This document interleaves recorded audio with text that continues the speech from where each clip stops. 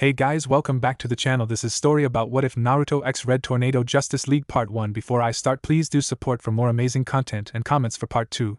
Do consider to subscribe my channel and share my video to your friends and check out the description as well. Let's start the videos. It was another day for the Justice League as many were out on missions in the world protecting Earth and its people as there were others, while there were some people who were at the Watchtower doing their assigned tasks.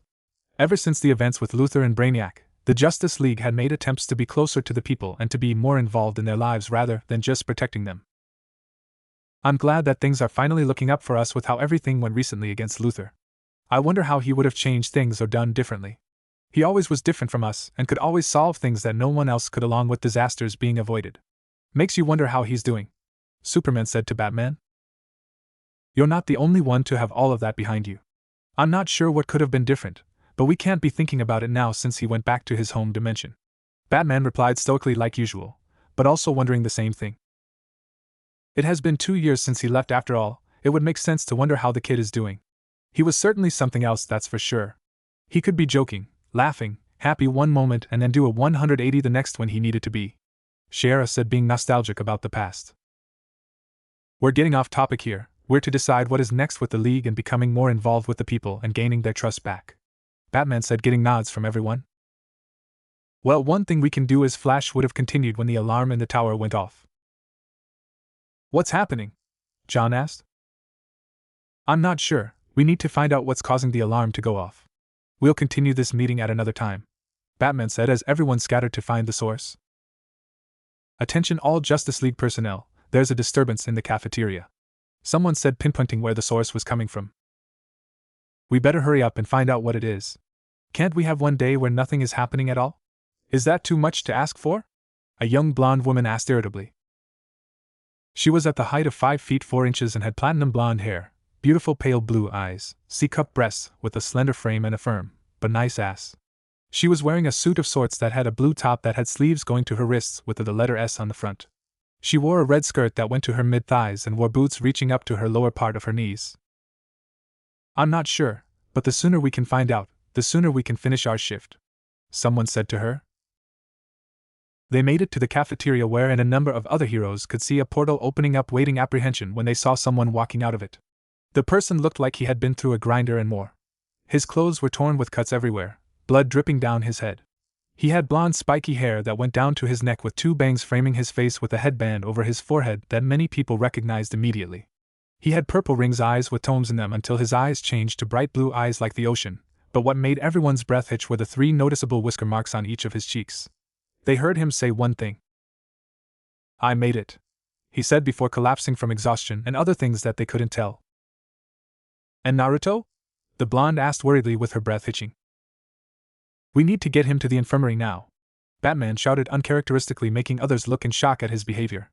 Normally he was always calm and collected in nearly every situation, so for him to act out like this caught many by surprise, but not for certain members of the League. You heard Batman. Get him to the infirmary. Make way, Superman shouted, snapping people out of their shock. John, use your ring to keep him from furthering his injuries to get him there. I don't want to risk them getting worse.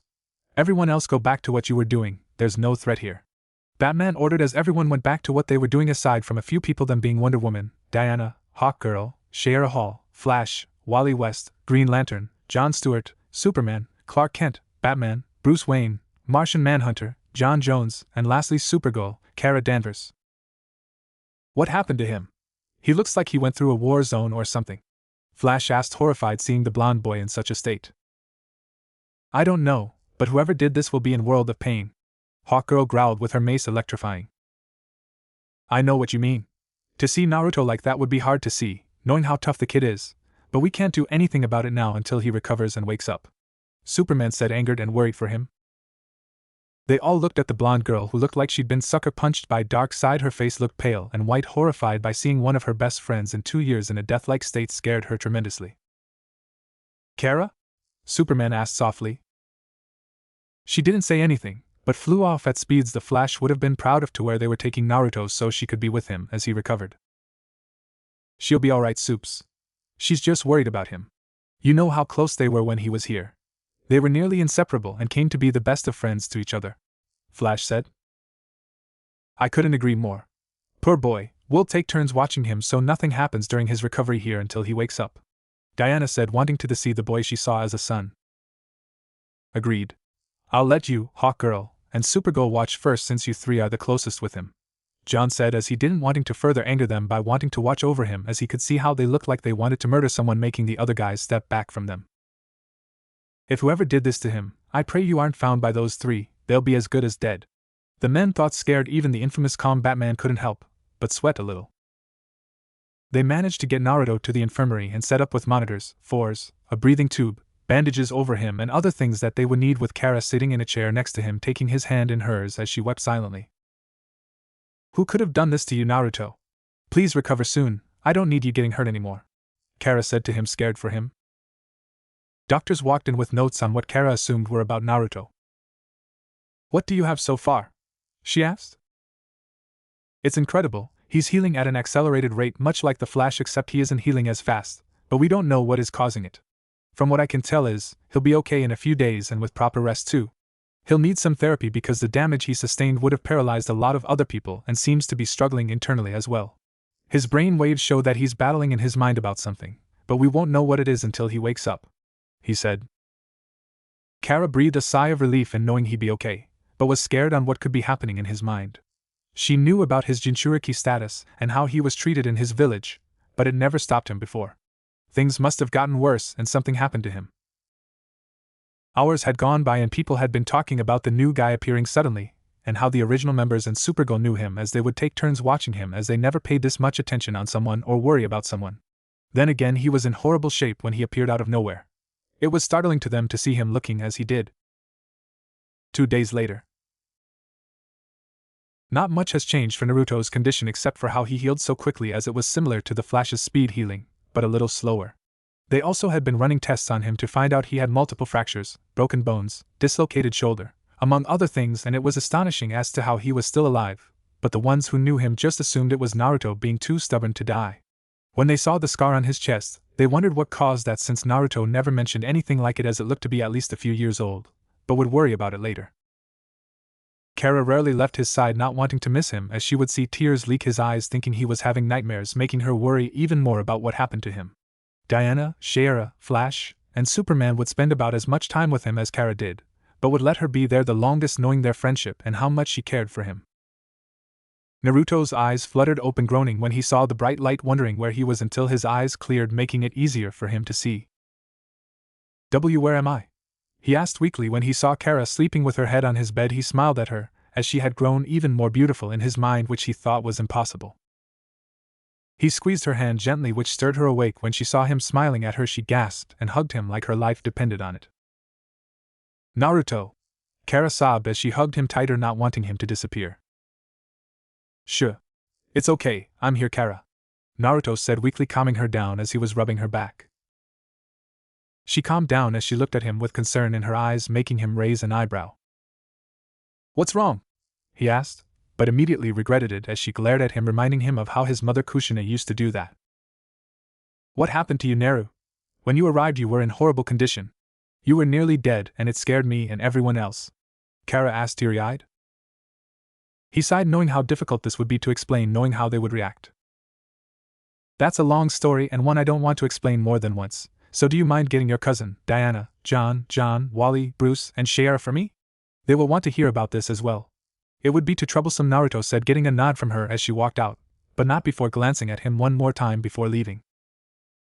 Naruto looked around the room he was in to see how vastly different last time he was her, and he was impressed as he noticed that there were others there. They must have expanded on the league like they planned. Good for them, it was hard enough when it was just the 9 of us back then, he thought. With Kara. Kara had been looking for the founding members when she was told that they were in the conference room in a meeting. She said thank you before leaving to go tell them. When she got there, she knocked on the door and waited as she knew they were in a meeting. "Come in," she heard her cousin say. When she walked in, she saw everyone was there with her cousin smiling at her. Batman looked like Batman, similar to John, but not as menacing. Everyone else was curious to what could she need. "What is it, Kara?" her cousin asked. "Naruto's awake, and when I asked what happened, he said to get you guys since you'd want to know. He also said it would be troublesome to explain more than once. she said with everyone chuckling what she said at the end. Fair enough. I see at least some things haven't changed with him. We should get going since I doubt he wants to be there any longer than he wants to be if he still hates hospitals like before. Shara laughed. That's true. He kept grumbling about stupid hospitals. Kara giggled with everyone laughing, even Bruce smirked. Let's go then. I've been worried though this whole time myself, Diana said with a serious look. Yeah, me too. I've missed him as well, Flash said with a grin. You're not the only one. Let's go, as he deserves a beating for scaring me like that, Shara said, cracking her knuckles. Maybe you shouldn't be so hard on him, since I doubt it was his fault with how he looked when he got here, John said, calming her down, but still would give him an earful as they all followed Kara. With Naruto. Kurama, you still there, buddy? Naruto asked him. Yeah, I'm here. You're lucky to have gotten here when you did, otherwise you would have been off a lot worse, Kurama said. Don't remind me. I still can't believe after everything that happened, they tried to kill me. Even Grandma Tsunade tried, and seeing the anger and hate in her eyes, he got teary-eyed. Damn it, Tsunade! This is all your fault. Why did you have to become like everyone else when he only had me at the time? If I ever meet you again, I'm going to kill you for what you and everyone else did to the kid. He's broken now because you stupid bitch, he said to himself. I think your friends are coming in now, we'll talk more later, he said, ending the link between them. Hey kid, it's good to see you. You had a lot of us here worried about you when you appeared out of nowhere. Mind explaining what happened? John asked. Yeah, but it'll take a while to explain, so might want to sit down and get comfortable, he said with a sigh. They all gathered around with chairs as they assumed it would take a while. Naruto went on to explain about the group known as the Akatsuki, who he told were capturing the Jinchurikis and sealing the tailed beasts in the Geto Mizo statue, killing the Jinchurikis in the process until there were just him and the 8-tailed Jinchuriki known as Killer Bee left. The true leader invaded the Kage's meeting, instigating the Fourth Great Ninja War, making them gasp, with Diana, Kara, and Shara worried since he was so young to be in a war with John, Clark, Flash, and surprisingly Bruce growled, knowing how it would change him. He went on to explain how the real Madara had been revived and was able to become the 10 Tails Jinchuriki after betraying Obito. With Madara killing Sasuke, and as Naruto struggled, he managed to seal him into himself along with the Jubi, making him the new Jubi Jinchuriki. But when he returned, he wasn't expecting for everyone he ever cared about to start attacking him, calling him names like a monster, demon, Jubi, among other things, angering the group of Hurios. When the person he saw as a grandmother even took part in it, trying to kill him, it broke his heart, as he never expected her to do any of the sort. It didn't take long after that for them to have him on the ropes, with him being too exhausted and injured from the war, as they were beginning to overpower him, until he managed to open a portal by accident, but didn't question it as he took it as an opportunity to escape his death, and he arrived in the watchtower. By the end of it, he was crying his heart out, and couldn't stop shaking as everyone he ever knew and loved turned their backs on him, trying to kill him, and let their angers and losses consume them, breaking his heart, especially Tsunade, Shizen, and Gaara. No one could believe what they heard or what to think, as it was hard to see the usual cheerful and smiling blonde young man look so broken, both mentally, emotionally, and physically. They were all horrified by him being in a war and everything that he went through, and to top it off, his family and friends all tried to kill him for simply hosting the Jubi, who was still Kurama. Diana, Kara, and Shara wanted nothing more than to go there and kill all of them for wanting to kill someone they considered a nephew aunt. They could understand where he was coming from when they met him and finding out that he was from another dimension and away from everything he knew. It brought them closer together, and they would treat him like a son-nephew more than anything, and it made him smile more knowing they thought of that of him. They wanted to hug him and let him cry, but let Kara be there at the moment. The men were also wanting to go and speak with them, even Batman, who hated killing, wanted to do something along those lines. Clark's eyes started glowing red, John's ring began glowing, Wally began vibrating at a dangerous pace, and John's eyes began to glow as well, wanting to fry all of their brains with his telepathy. They thought of Naruto, as family hated hearing how he was treated by everyone he knew. Sure. It's okay, Naru. They won't hurt you anymore, and you're here with us now, Kara soothed him. After a few minutes he was able to calm down to a degree. Now that you're back, what is it you're going to do now? Shara asked softly. I'm not sure. I want to settle down somewhere, but not sure where yet. I'm tired from all of the fighting though, so I may not take up being a hero for a long time or ever. I just want to live peacefully, he said, unsure of anything. Why not stay with me in Kansas? Kara asked, surprising him, but not so much the others. I don't know. I don't think you want someone as broken as me living with you, right? I appreciate the offer though. I'm sure I'll figure something out, he said with a fake smile that everyone caught. No, it would help you recover having a familiar face. That and Ma and Pa would like to see you again as well, maybe even help him out on the farm. He could use an extra pair of hands out there. She argued, making him sigh. You aren't going to let this go, are you? He asked, seeing her smirk and nod. You got that right. Right now you don't need to be alone, but with friends and family. Kara smiled. She's right, you know. Being alone would make things worse for you, so living with the Kents would indeed help you, John said, with Batman agreeing with him. Okay, fine. When would we leave? Naruto asked. When you're checked out, so a couple of days at most, Kara said, getting a groan from Naruto having to be in the hospital or infirmary longer, making everyone chuckle at his antics. At least some things haven't changed for him. Naruto nodded at this and everyone left, but not before giving him a handshake or a hug, until it was just Diana and Shayra left as Kara left to go talk to John and Martha about the arrangement. You're going to be okay. You know that, right, Naruto? Diana asked softly. I know I will, and thank you for looking out for me, but I'll be alright, you too. I always do bounce back, he assured them, but was failing. You don't have to lie to us about it. You're like family to us and a son to her and a nephew to me. Please don't lie trying to assure us when you need us right now. We'll always be there for you, Shayra said as she kissed his cheek, wiping it with her thumb over his tears, leaving with Diana doing the same, but not before kissing his other cheek, making him blush in embarrassment. Mom! Auntie! He yelled as they laughed at his embarrassed state. With Diana and Shayra. You think he'll be okay? Shayra asked, worried for him as he would be suffering from what happened to him. I do hope so. He's a strong young man, but we'll be there for him though, like he was for us when it was just the 9 of us back then, Diana replied with a frown. You bet your ass we will, but no one will be there more so than Kara. You know how much she cares about him. It's easy to tell that she has feelings for him much more than a friend, but knowing how dense he is, he might not see it. Shayra smirked, with Diana shaking her head. You're going to help get them get together, aren't you? Diana asked. Of course I am. Even Superman would let it happen since he cares for Naruto like a son. He needs her, and they'd be cute together too, Shayra said with a grin. I can't argue with how well they'd look together and with the fact that he'll need her, but try not to push too much, Diana said with a sigh. I won't be doing too much, especially if they'll be living together now. Most of it will be happening on its own. Seriously though, I'm glad he's here now. Things will be interesting and we'll have to catch up with him. Maybe he can help us on missions from time to time, the winged woman said. That's true, and I feel the same way with him being here again. I just worry how he'll change, as something like this will no doubt affect him, and has me worried. He won't be doing anything of the sort right now with him recovering, and it might be a good idea to have him out once he's recovered enough, as it would keep him busy. Wonder what he'll do in the meantime though, until he can work with us again, if he decides to, that is, Diana asked at the end. Maybe right again. You remember how good he was before, right?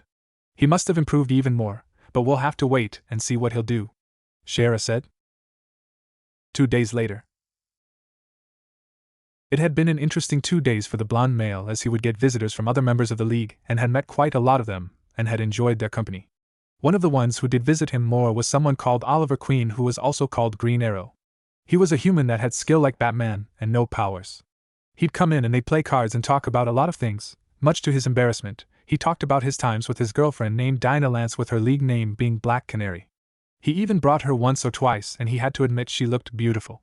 They got along well, and much to his embarrassment she'd tease him about him checking her out, which wasn't true, and Oliver knew it was a tease, so he joined in on it, making him blush like Hinata level red, nearly fainting. Another person who he got reacquainted with was Kara's best friend Barbara Gordon, who was known as Batgirl, one of Batman's co-workers, and was his and Kara's age too. She had red hair and had blue eyes. She had a similar build to Kara, with a bubbly yet firm ass like hers. She was beautiful. She had a smaller frame, but had an athletic build with a toned stomach and wide hips like Kara. She had met him before and would hang out on occasion, but wasn't like with Kara, yet he enjoyed her company. They would visit together, and would talk about any number of things while playing poker, which they cursed as he seemed to win all the time, making them grumble about unfair and the devil's luck. The original members would make visits on him to check on how he was doing, but they noticed how he would keep quiet for the most part, almost like he was scared of them, maybe not of them, but for their rejection, and if they'd betray him too, like his former friends had.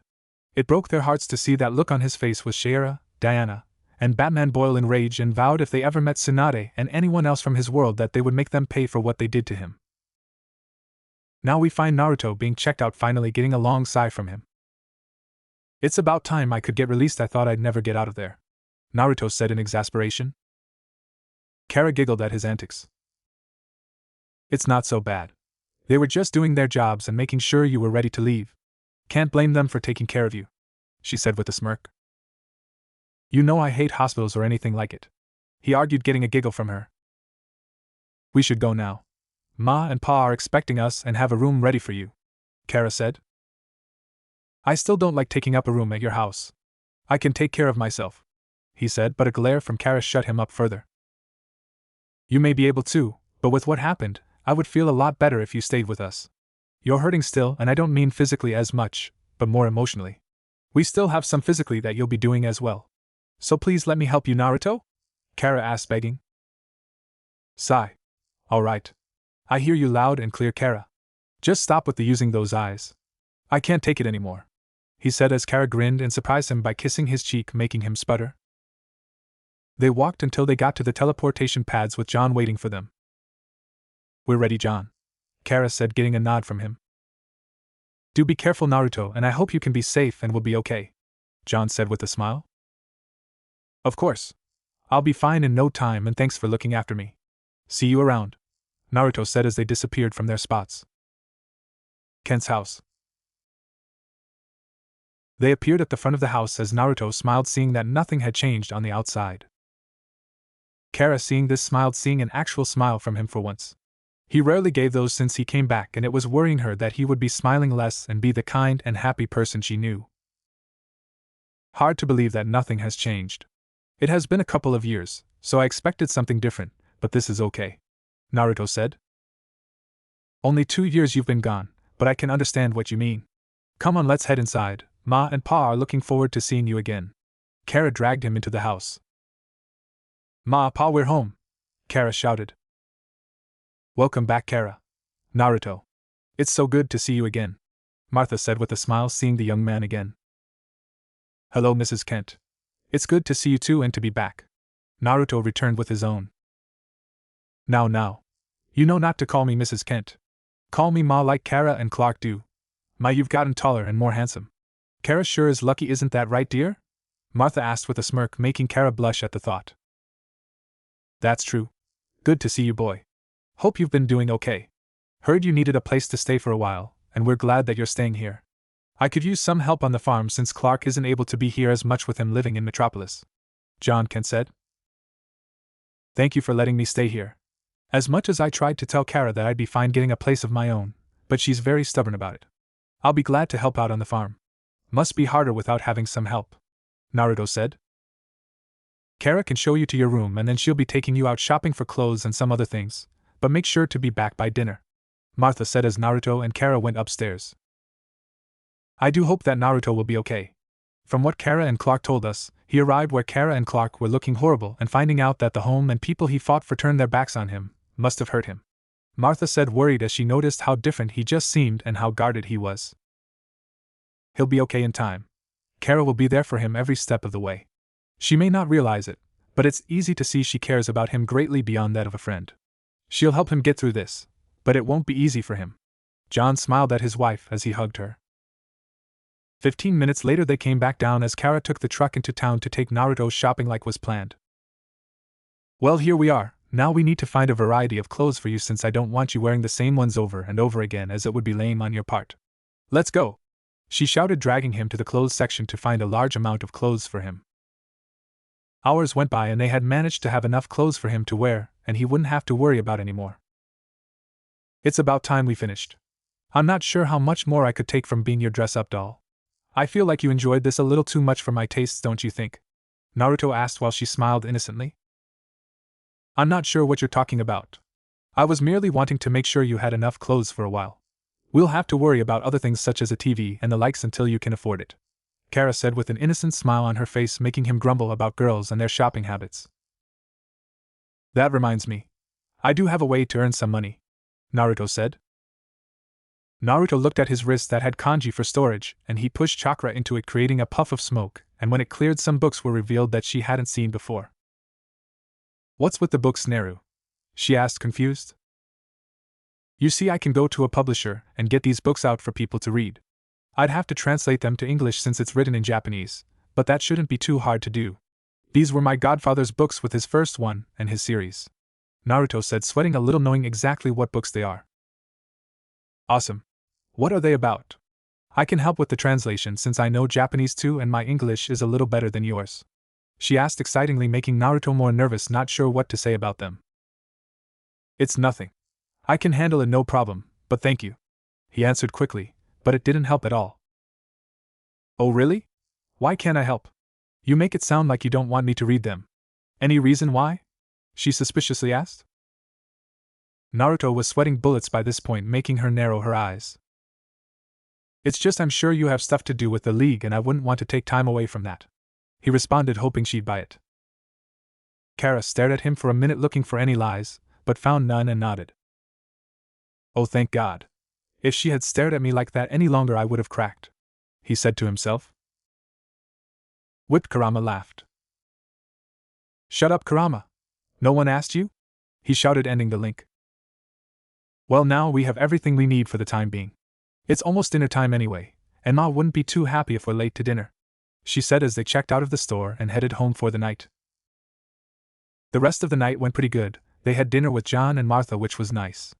They talked for a while, with John talking to him about what to expect and what he will be doing on the farm and if he had any plans aside from that, which they were told about him publishing his godfather's books under Jiraiya instead of his name for not wanting people to know. He also said that he wanted to start training his new powers that he gained from the Jubi. He admitted he thought about separating the Jubi back into the nine-tailed beast again, but Kurama said it would kill him as it would be like having them extracted, so he had to accept it for the time being. It was late in the night as everyone was asleep when Kara woke up to get a drink of water when she passed by Naruto's room as he heard him mumbling things. Die, demon! You monster! You're not my grandson! You filth! We're going to kill you for everything you did in this war. Those words were appearing in his dream, making him whimper. I'm not the Jubi though. Please don't do this. He pleaded in his sleep as tears were being shed. I'm so sorry, Naruto, she whispered to herself out loud. She decided to comfort him, so she stepped into his room and sat down next to him and took his hand in hers, making him relax slightly. I promise I'll help you get back on your feet. You won't be alone anymore, Kara whispered as she sat there for a few minutes when he settled down and went back to bed after getting something to drink. It's been a month since Naruto started staying with Kara in Smallville, and he's been grateful to have a friend like her and people like John and Martha. He's been helping out on the farm, which helped take his mind off things, along with Kara having spent the week with me, even if he tried to tell her that other people needed her. But she would tell me that he was more important than anyone else right now. She wasn't going anywhere, and he was glad she was there for him. When he was asked if he wanted to train, he would turn her down, saying that he doesn't want to. Naruto was now at a diner that was nearby, enjoying some breakfast, and he had to say, it was some of the best food he'd ever eaten, which was second to Martha's cooking, third being to IM and Tuchi's ramen. He was eating some pancakes, bacon, sausages, eggs, with a glass of orange juice. I'm glad that I decided to step out this morning, Naruto said to himself, loving the food that was made. Glad that you like the food. It's one of the few places that actually puts the time and effort into it, unlike other places. He heard a familiar voice that made him chuckle. Want to join me, Kara? I can order something for you if you want, Naruto offered to the female Kryptonian, who nodded as she sat down across from him. Do you have any plans for today? Kara asked her friend, who shrugged his shoulders. I'm not sure. I think it would be about time I got those books published and start getting some money earned, Naruto said. That's great news. You never did tell me what they're about, Kara said, getting him to laugh nervously. I'll show you one of them later on, or you'll just have to wait for it to be published. Naruto chuckled at her pout. Alright, fine. Kara relented with a small smile, glad to see him teasing and joking around with her. You don't have to work on the farm today, so do you plan to do anything or visit anyone? She asked, but was saddened when he shook his head. No, I am not ready to do that yet. I had planned on just staying around the house and maybe doing some training. I haven't decided yet, Naruto said, getting to nod slowly. You should go visit someone. You can't be spending all of your time at the house. Why not go visit any of the original members? They'd like to see you again. Kara expressed her worry, grabbing his hand and caressing it slowly. I'm fine at the house though. I have a lot of things to do that will be taking up most of my time. I'm sorry. Naruto apologized, making the blonde Kryptonian sigh at him. Are you sure?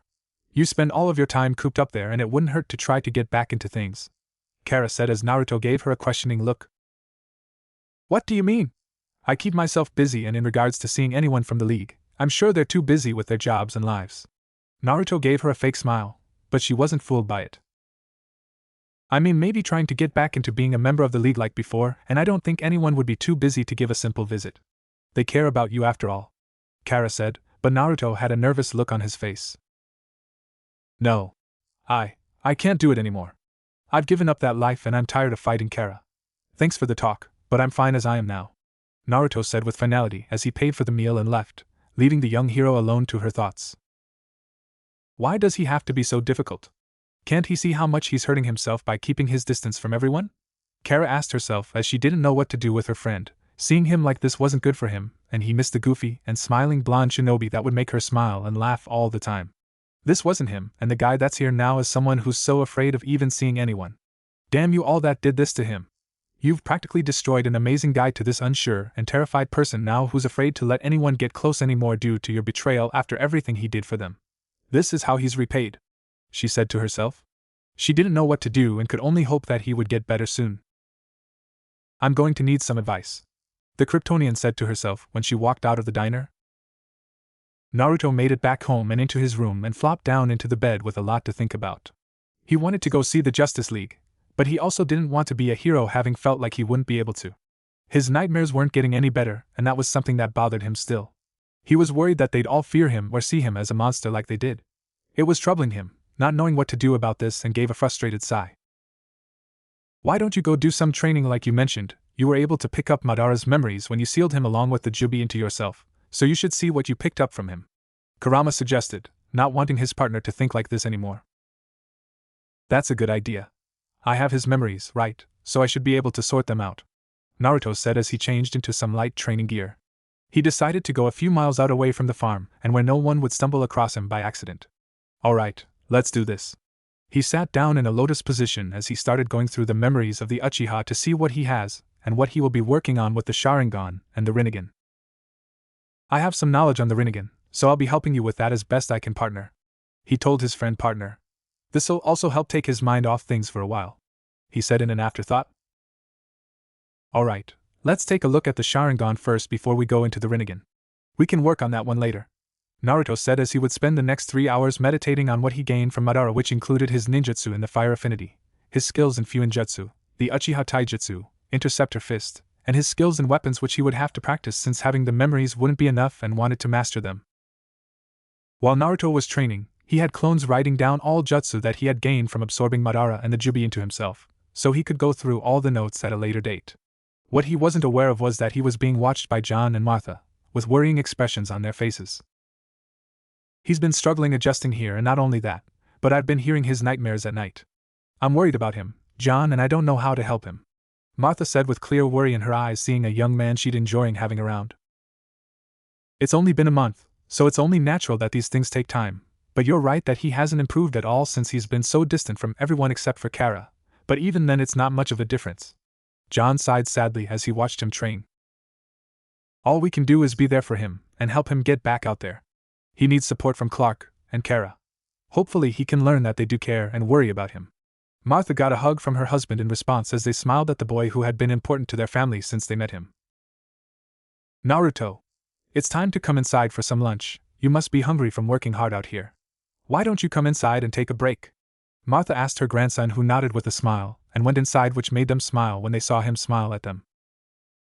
Kara had arrived at the Justice League's tower after she was beamed back up after contacting John to pick her up.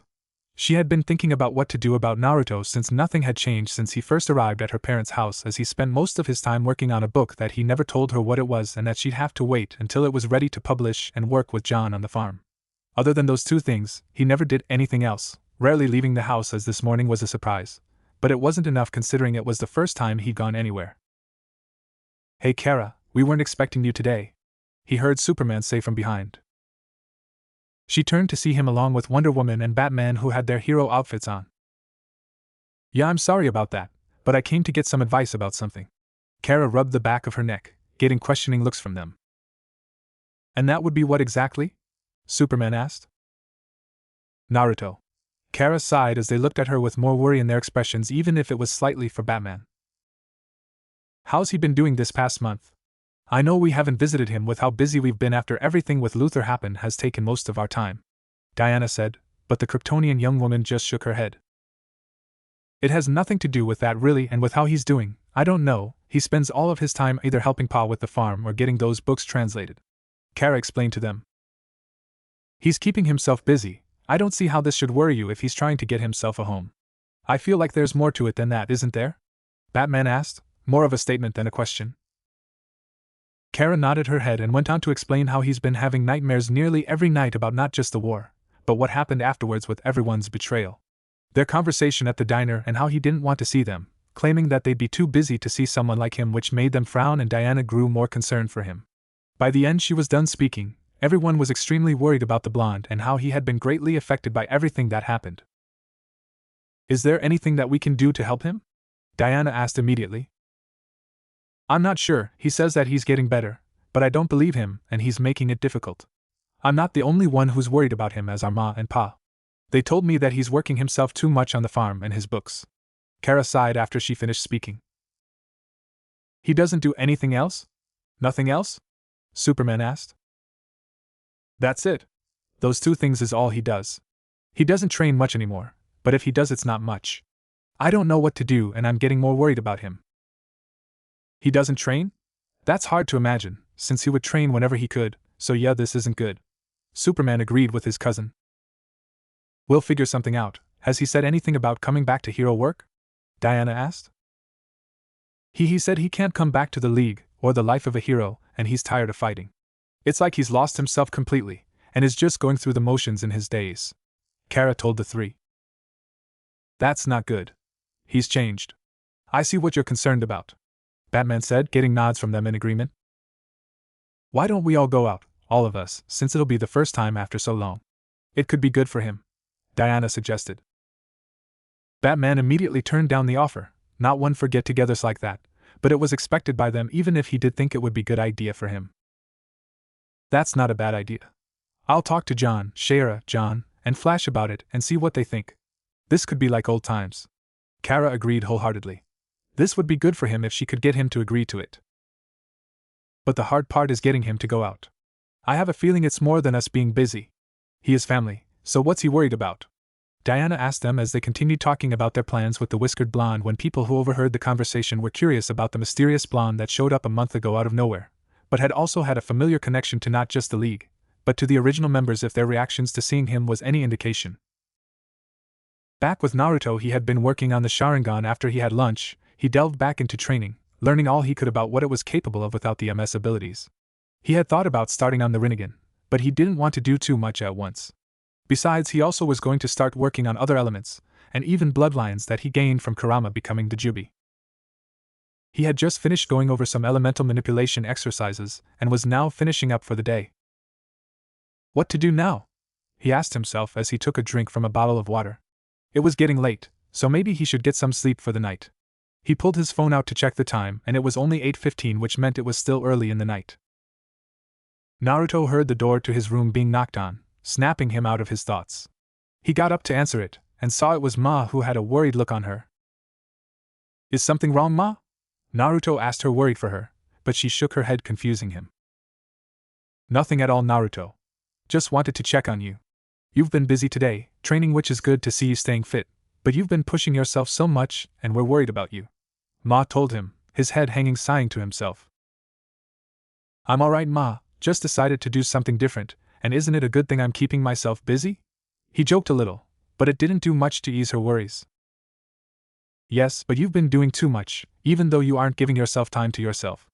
And I don't mean that book of yours. Why not go into town and enjoy yourself? I'm sure you can make some friends or even spend some time with Kara and some of her friends, Ma suggested. Naruto thought for a moment before he shook his head and sat down on his bed. I know you mean well, Ma, and I really appreciate everything you've done for me, but all of her friends are women, which isn't a bad thing, but I'm sure Kara and her friends are all very busy with the League and their own lives. He argued, but he saw her stern look, which wasn't anything good knowing how she can be. No. You've been cooped up here for a whole month basically, and the only time you went out was at the diner for breakfast. Other than that, you've been here or helping Pa with the farm. Why would you say something like that about Kara when she's your friend? She asked, at the end with a concerned look when she sat down next to him as he looked at the ground for a moment not knowing what to say. I don't know, he said, knowing why exactly, despite knowing that she wasn't like the others and the League would stand by him. Well, me and Pa are here if you need to talk to us.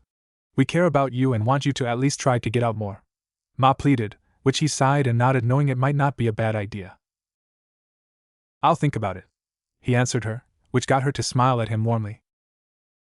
That's all I ask, she said, getting up to leave as she smiled at him one more time before she left the blonde to himself. Naruto decided to get a shower and a clean change of clothes as he decided what to do. Once done, he was wearing a simple white shirt and black pajama bottoms. I know she worries for me, but is it really that easy to just get out there and meet new people or even with old friends? He asked himself as he went into bed, thinking about this before sleep took over. It's been a few weeks since Naruto had that conversation with Ma, and he'd been thinking about it a lot. He'd been going back and forth in his mind about it, and would get advice from Kurama on the subject. Kurama could understand his concerns, but he did want his friend to get out more and meet up with the League members. It would be good for him, and a step towards recovery. Right now we find the blonde in Metropolis. With a publisher after finally finishing translating the books, he could get them published. Jiraiya would be so proud that he's sharing his books with the world. After reading the first book of the ones you gave me, I think we can come to an agreement, the publisher said, liking what she's read so far. It certainly is different from other books she's read and published. Good. I was hoping you'd say that, but when it gets published, don't do it under my name even if I'm the owner for them. Also, can we just get the first book out and slowly integrate the others into them? I don't want to send too many out at once, Naruto said, getting a nod from her in understanding. That works for me, it will keep the people coming back for more. I look forward to working with you from now on, Mr. Namikaze. She shook his hand as they continued talking. Kara was in the watchtower on monitor duty, which was extremely boring, but important, and luckily she wasn't alone. She was with 4 others, 2 of them were Diana and Shara, with the third being Green Arrow, and the 4th person being woman landed on the roof. She's an African American and has short black hair and wore a full-body orange jumpsuit with no sleeves which exposed her low D cups, was tight showing off her athletic body, and had a round plump ass. This was Mari Vixen. I hate monitor duty, it's so boring, Kara complained, wanting to do something more fun. It may not be the most exciting thing to do, but it's important, so we can be notified if anything were to come to our attention. Diana playfully lectured as Kara stuck her tongue at the Amazon with Green Arrow and Vixen chuckling. I do have to admit though, she's got a point. As much as I don't like this part of the job, it does have its importance. I've been meaning to ask lately, but any news on the blonde that showed up a while ago? How's he doing? Green Arrow asked the 2 who were closer to him than others. Who? Vixen asked, wondering who he was referring to. Work in progress. Last I saw him, he seemed okay, on the outside that is. And you remember how a portal opened up about 2 months ago? Kara asked, getting a nod from the model. Well, he's the same person that we're talking about, and let's just say that he's going through a very rough time trying to cope with things and getting back on his feet, she said, now confusing her even more and becoming curious. I heard about that, and how he was in very rough shape. What happened to him anyway, and how do you guys all know him? Vixen asked, with Oliver already knowing this, having spent time with him when he was on the watchtower. Diana and Kara looked at each other for a brief moment, wondering what they should say since it's personal. We can't go into detail since it's personal, but he's dealing with a betrayal at the highest order by who he thought were his friends and allies. Diana vaguely answered, but Vixen got the message, but was wondering who he was. How do you guys know him? He didn't seem surprised to see you guys and to know you for that matter, Vixen said, wanting to know more about their mysterious guest. He was a founding member of the League for a time until he left to go finish something at his home, Diana answered, surprising the 2 since they knew that only 8 of them had been present, with the last one being away for a while. QB, huh? That does seem to explain his familiarity with you, Oliver said in slight surprise. That's good he's back. I never did get a chance to thank him for helping me out in Africa finding the missing villagers at the time. Vixen smiled, having wanted to express her gratitude for everything he did back then. I remember hearing about that. It was when half of the village had gone missing and Naruto went to go investigate it. He did a good job and not only returned the villagers, but had also gotten information about dirty official authorities, so once those were taken away, much of the crime had gone down. Oliver said, impressed with the man's work and how much he seemed to care. He always did his best to help people. Even when I was new and felt alone on Earth, he always took time to check on me and made me feel welcome and belong. Shayera smiled at the memories of them just hanging out, and whenever he'd check on her well-being.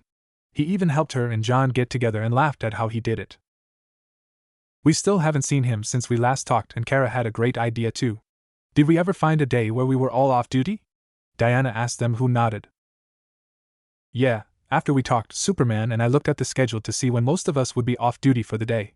We have a week when that happens where we can spend the day with him, Kara said, then turned to Oliver and Vixen. You two could come as well. I'm sure he'd like to see you both again since it's been a while after all, she told the two. Maybe. If I don't have anything going on in my other life, then I don't see why not, and could even bring Dinah since she'd like to see him again, Oliver said, as he would need to make sure he had nothing going on that day. I'd like that. I don't have any modeling to do for a few weeks, so that clears up most of my schedule, Vixen said, looking forward to seeing him again. Then it's agreed. I know John and John aren't much for get-togethers like this, but I think they'll make an exception this one time, Diana said, already knowing that Wally would be there for his friend. Great. I'll let Naruto know what's going on, Kara said as they continued to talk. Shayera and Flash were in one of the rooms in the League's tower, as she was going over her thoughts on monitor duty, with Flash not really paying attention as he was thinking about the get-together with his longtime friend Naruto. Across the room were two women who were speaking to Superman about Luther's prison escape. The first had white hair, blue eyes, long legs that accentuated her hips, and her mid-D-cup breasts. Her outfit consisted of a blue and white suit that hugged her curves and her firm but with white sleeves, and white snow boots to finish her look. The other woman had green hair that went to her lower back and green eyes with black lipstick. She wore a dark green top that showed off some cleavage of her low D-cup breasts, and the same shade of green for gloves on her wrists and leggings, that showed off her wider hips and round butt. These were Ice and Fire, two heroes that were known in Brazil for their work in the government in the past and their abilities to use cryokinesis or ice, and pyrokinesis or fire, green fire in her case. They were talking about what to do about Luther and what they could do to help track the man down when Hawkgirl and Flash saw Agent Faraday appear on the screen. Got something for you, Faraday stated when he pushed a button on his phone which they assumed was a speaker. Tell Hawkgirl your story, Mr. Seriani, he said to the man on the line. We met a while back, ma'am. Longer for me than you, though, when you traveled in time to World War II. You fought alongside my squadron, Mr. Seriani said, to help her remember. Shayera's mind clicked instantly and gave a nostalgic smile. You're one of the Blackhawks, she said. Only one still kicking, I'm sorry to say, he replied somberly. What's the problem? Flash asked, wanting to find out what he needed to tell them.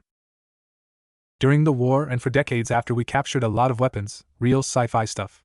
We hid the worst of it on Blackhawk Island.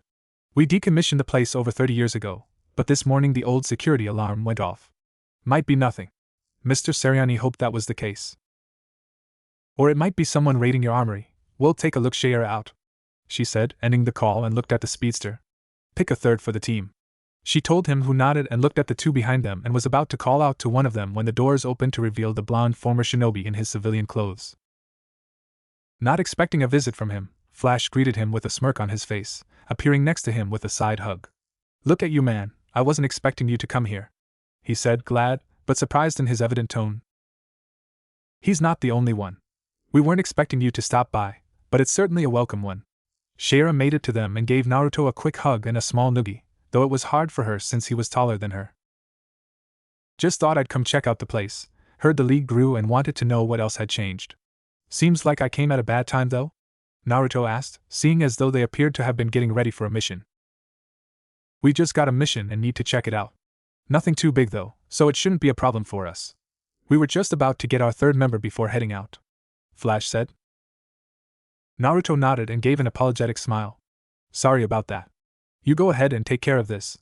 He apologized with a sad look, with Flash waving his apology off, telling him that it was fine and went to go talk to their third team member. So I've heard you've been having nightmares, Shayera stated bluntly. He winced at the comment as he gave her a questioning look which the Thanagarian saw. Kara told us, and frankly she's worried about you, as we are too, she said, concerned for him. I really wish she wouldn't make it sound so bad, But it's just some nightmares, that's all. I'm alright, Shara, Naruto said, hoping to ease her worry, and she gave him a look as if studying him before she relented for now anyway when Naruto decided to ask her something. What's with the new look? No helmet anymore and new clothes, what's going on, auntie? He asked, as he gave a once-over at her new look. It's a long story, but what's wrong with my clothes? Shara said with a look that he should explain and that it better be good. Nothing at all. Just looks great, but why do you need to expose your stomach? I don't exactly like it. He grumbled as she chuckled and gave him an amused smile. Are you worried I might attract someone other than John? She asked, seeing him narrow his eyes as she couldn't help but laugh anymore. Oh hardy har har. You're so funny. He grumbled as she continued to giggle when Flash and Fire walked next to them with Flash chuckling and Fire was looking at Naruto curiously. We have our third member and Naruto meet Fire. Fire, this is Naruto Namikaze, one of the foe dash. Flash was cut off when Naruto nudged the red-clad speedster in the side and gave him a look to stop from finishing that sentence. It's a pleasure to meet you, Fire. He gave a warm smile, one she returned as she shook his hand. It's nice to meet you. How do you know Hawkgirl, if I may ask? The Brazilian asked, who saw how close they were, but it wasn't that of lovers, but like family. I'm a family friend, you could say, Naruto said with a smile as she smiled back at him, making his heart beat faster for some reason, blushing a little for some reason. Shara and Flash saw this and inwardly snickered with Shara seeing him have something of a crush on her as well as Kara. Aren't you the one that appeared in the watchtower 2 months ago? I'm glad to see that you're feeling much better, Fire said, glad that he was healed. Thank you, Fire. He nodded to her. I'm sorry to cut this short, Naruto, but we gotta get going. We can always catch up when we get back. I mean, you're still meeting up with us later, right? Shara gave him a look that said, he better be there or else, and he nodded knowing she would drag him out of the house if he didn't show up. Naruto saw the three leave for their mission and saw the one with white hair give him a friendly wave as he waved back and gave a nod to her as she looked back at the screen to start looking for Lex. He didn't want to get in her way, so he left for her to work without someone bothering her. She gave him one more glance, finding him to be intriguing and handsome, which she was sure her friend thought so too. Naruto walked out of the room to head home since he'd gotten to see the rest of the building, which impressed him with how organized they were, glad that they got others to join the league and could better help the world. He now knew more than ever that he wasn't needed anymore and could trust them to handle everything. He just walked out of the Hall of Justice when he saw Vixen, whom he hadn't seen in over 2 years when he helped her out in Africa against the human trafficking ring. She noticed him first and gave him a charming smile as her smile grew when he smiled back and walked over to her with his own smile. Vixen, it's good to see you, Naruto said. Likewise, Kyuubi. I wasn't expecting you to be here since it's usually only league members who can get in, Vixen asked, getting a shrug as he looked at her in surprise at knowing his old hero name. Please call me Naruto. I'm not using the Kyuubi name anymore and am a civilian now, he said, surprising her. Yes, she heard from Kara that he wasn't the same, but hearing that he wasn't wanting to be a hero anymore in person was different. I heard about this place and wanted to check it out. I hope that's not a problem, ma'am, Naruto said, ignoring his old hero name as she gave him a mild glare at calling her ma'am. Don't call me ma'am, I'm not that old, and it's not one at all. It's good that you're here actually, as I wanted to thank you for everything you did in Africa when you helped me stop that human trafficking ring 2 years ago, she said, as he blushed a little at the praise, not used to it, but she smiled at him, finding it amusing and cute to see him acting bashful. It was no problem. It's wrong to do something like that. Taking children from their families is just horrible. Naruto gave a growl at the mention of it, reminding him of Danzo and Orochimaru. Vixen was surprised to see the utter hate for it, but it made her smile grow seeing the passion he had for helping. It showed how much he cared as a hero, but now he seemed to not exude the same want to be a hero anymore, which concerned and made her wonder what had happened. Come on, why don't you walk with me to the Hall of Justice? I'd like to learn more about you as you're quite intriguing, Vixen said, hooking one of her arms through his before he could say anything. She was already leading him away, which he shook his head and chuckled as they would continue talking, finding her to be quite the hero and model after learning she did that for work as a civilian. He joked about seeing one of her shows and she giggled at it, but played along and told him that she wouldn't mind him seeing him at one of her shows, which he blushed again, but fought it down and gave her a fake glare before they laughed. Thank you for the walk. It was fun talking with you again after so long. You're quite fun to talk to, I hope to see you again, the model said, as she walked away with a light sway to her hips, knowing he'd be glancing if not be looking. He just stood there at the entrance, not sure what to make of what just happened, as he wasn't sure how to feel about it. Naruto was walking down the street, having decided to take a look around and see about getting his own place once he gets enough money from the books sold. He had also been thinking a lot since his talk with Kara when she told him about getting together with some of the League members, if not all the founding members. He knew she meant well, but he wasn't sure about it still, but was internally glad that she was making such a huge effort to help him mean everything to him. As long as they don't try talking to him about coming back, then he'd be fine. He was tired from fighting, and being a hero is something he wanted to be done with. He was snapped out of his thoughts when he heard an explosion that was nearby. He instantly was on the scene and saw there were two people at the bank, robbing it. The first one was Metallo, who had a metal body with a human mind, and the other being Grundy, the undead zombie having enormous strength. It wasn't long before he saw Kara on the scene as Supergirl take them on. He turned around to leave as to not get involved, confident in his friend that he could handle them, when a green energy blast sailed past him with a red blur doing so as well. A couple minutes ago, Kara had been enjoying her day off from the League, not having monitor duty or anything of the sort, and could relax. She had just finished eating lunch at a restaurant while thinking about Naruto, and how she was looking forward to spending time with him and the others. It was rare for everyone to have time for something like this, and it was going to be fun, especially if it could help Naruto even a little. She, along with Diana and Flash, managed to get John and even John to agree to it, but not Batman, which surprised nobody considering all things. She was now just walking through the town when she could hear sirens going off thanks to her super hearing. She sighed, knowing that she wouldn't be able to enjoy her day anymore, so she snuck into an alleyway and quickly changed into her hero costume. When she appeared where the commotion was, it was at a bank that was being robbed by her cousin's enemy Metallo, who she was wary of because of the kryptonite piece he carried in his chest. And it wasn't just him either, Grundy was also there to act as extra muscle. "It's Supergirl," one of the police said. "The one and only," Kara said as she appeared, much to the cop's enthusiasm, having her here. "I'll fix that," Metallo screamed as he tried to use his eye beam to weaken her. She saw in time to dodge, having heard of his abilities from her cousin. John Henry Irons aka Steel appeared and blocked the blast with his hammer, and began to engage with the metal man.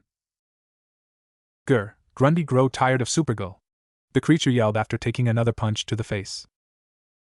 "You're tired, I have to deal with the smell," she replied as her eyes glowed red and fired her heat vision at him, burrowing deep within. "ARRG! Grundy no like heat!" Grundy screamed at the pain. Unfortunately, Grundy bore with the pain enough to give a backhand to the Kryptonian hero that launched her into a car with a groan. "Got you!" Metallo said as he unleashes a full blast from his eyes after managing to knock the steeled hero away briefly. "Ah!" Kara cried out as in pain from the blast that was not only hurting her, but weakening her too before she was sent flying away that went past a familiar whiskered blonde. "Supergirl!" Steel yelled as he tried to tackle the machine. Grundy no thinks so. The Walking Dead man says he grabs the armored man and punches him directly into the path of the beams. "Yarg!" Steel cried out. "Grundy, deal with you later," Grundy said while smiling at the hero's misfortune. "Don't just stand there gawking, they need help, open fire," one of the higher-ranking ones says as all police take out their weapons and fire at the villain duo. Sadly, their standard-issue weapons have no effect. Worse yet, the other henchmen return fire, wounding and killing some of the police. Things seemed bleak until shroom! The roar of someone passing them, and Grundy was suddenly sent flying back with a loud grunt. "What now?" Metallo said in frustration. "Me," they heard a voice say, turning to see who it was that stepped in. There stood Naruto, but he had a hood that covered his hair that was black in case it was pulled back. The bottom half of his face was covered up, with his eyes being emerald green instead of blue, showing he had used the transformation jutsu. He was wearing a black armored vest over his white-sleeved shirt, black umbu pants and boots. He didn't have any of his shinobi weapons out to not have anyone recognize him at all, so he would stick to taijutsu for the most part, and maybe even use the Rinnegan so he can use the rods. "Who the hell are you?" Metallo demanded as he sent a blast at him, who jumped to the side to avoid it, and appeared in front of him, and slugged him in the face, which sent him back into Grundy, who just got back. "Grundy will crush you!" he roared, getting back up and started attacking him, but Naruto was dodging them with ease, having gone against much faster opponents in the past. Naruto dropped his body to the ground and rolled forward. The spot he was in had small cracks. He was on him in moments, and kicked the back of the knee, which dropped him to a knee, but Grundy managed to grab him and threw him off towards where Kara was, who was getting up from the kryptonite attack. "I need to end this now," he said in a calm tone, in contradiction to his earlier statement, and activated his Rinnegan and held his hand out. "Almighty push!" he said, sending an invisible force towards the zombie at full force, where he crashed into a wall as Naruto appeared behind him, summoned a rod and hit him in the back of the head, knocking him out as he stayed down, and was forced to dodge another blast from the metal man who was sneering at him, but was caught by a second blast. Naruto got back up and stared at his opponent, trying to figure out how to go about this. He was on the man in split second and gave him a 10 combo to his body, ending with a kick to his face, with the man getting more and more upset. That will be enough of that, Metallo suddenly yelled as he rushes the Spartan. Metallo tried shooting more blasts at him, but Naruto was moving too fast for him, and in a matter of seconds the distance was closed, and he felt a punch in the face yet again, and swung his arms at him, and the former shinobi jumped back and held a hand sign with the criminal not seeing the seal array on his stomach, which stopped his movements. What? Why can't I move? Metallo asked, mad at this nobody stopping him and grunty with ease. Naruto walks up and pries open his chest and pulls out the rock, making the light in his eyes fade. He then places it in his sack where it is kept in flat space, thus shielding the radiation. With that done, he walks towards the heroes. Kara struggles to get up as she is still weak. The sun is healing her, and Steel is doing better, having secured Grundy already, but long exposure takes its toll on them. That's when she is suddenly picked up by her friend Bridal Style, much to the surprise of everyone, and her slightly, as evidenced by the redness in her cheeks. Are you alright? Naruto asked her. Why yeah, I'm getting there, she said, not seeing his face because of the hood keeping him hidden. Still he nodded and took her to a bench that survived the altercation. As he places her down and asks the questions on her mind. Who are you? Kara asked. Nobody of importance. Good luck, Naruto said. What is that supposed to mean? Are you a new hero? Kara said, a little miffed at the subterfuge. No, this was a time thing because of who your opponent was. It's just as I said, nobody. You can take it from here, Naruto said, leaving the two heroes to themselves when Steel walked over towards her. Who was he? The man asked. I don't know. He never said his name, she said, her eyes narrowing at the direction he left. I see. We should probably report this to the League and see what they'll do about him. Did he say anything else? He asked, but she shook her head.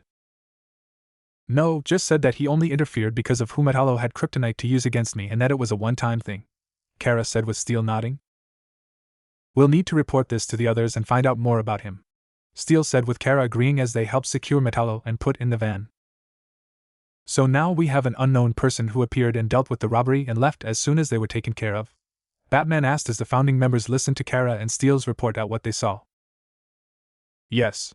He seemed to have super strength and sent a Grundy flying with an invisible force, having taken Grundy down easily and managed to subdue Metallo somehow. We checked his body for anything, but we found nothing, Kara said, getting a grunt from Batman. Did he give his name or anything to help identify him?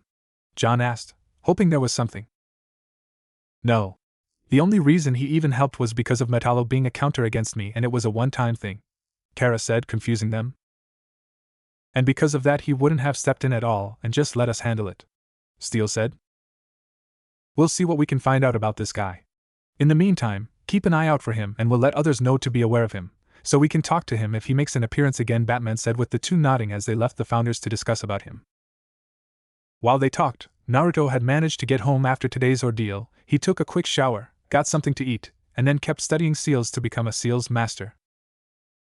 Naruto knew that what he did today would get the League's attention and would become more aware and keep an eye out for him. Luckily he had a henge up, so no one would be able to find him. He meant it when it was only a one-time thing when he helped out since Kara was at a disadvantage. He didn't know who the other guy was, but he wouldn't let his best friend get hurt. Hopefully they'll come up with nothing and leave it be, but it's all he can hope for. Now I just need to get ready for tonight since we have to get together. I wonder who will all be there, Naruto asked himself as he had a few hours before. He tried asking Kara who was going, but she wouldn't tell him, but that it was a surprise, leaving him to find out when he got there. He decided to do some checking on a new house since he wanted to have his own place to call home. He's checked in a few cities such as New York, Metropolis, Central City, Washington, D.C., even in some other countries. He found a 2-story house that would be perfect for him in Metropolis, and he was kind of excited for it, but also nervous at the same time, knowing that once he told them, they'd want to make sure he was going to be okay, especially Ma, and God forbid Kara would want to really make sure it was the right time. She's going to kick my ass. Naruto's shoulders slumped as he fell back into his bed with a groan. He knew that she would not be entirely happy with him wanting to have his own place, but he had overstayed his welcome here and wanted to have a place to call home for himself. He decided to hold off on telling her until he was all packed, and then he could maybe avoid a tongue lashing from her. It was time for him to meet with everyone, and he decided to get a black button shirt that he had rolled up on the sleeves, gray jeans with a gray belt, and white sneakers with the Nike logo. He had a gold wristwatch, and his hair was still spiky. He couldn't get it to look different, sadly, but that was fine with Kara as it made him look that much better as it was more him. He waited on Kara to finish getting ready as they were going to be carpooling there.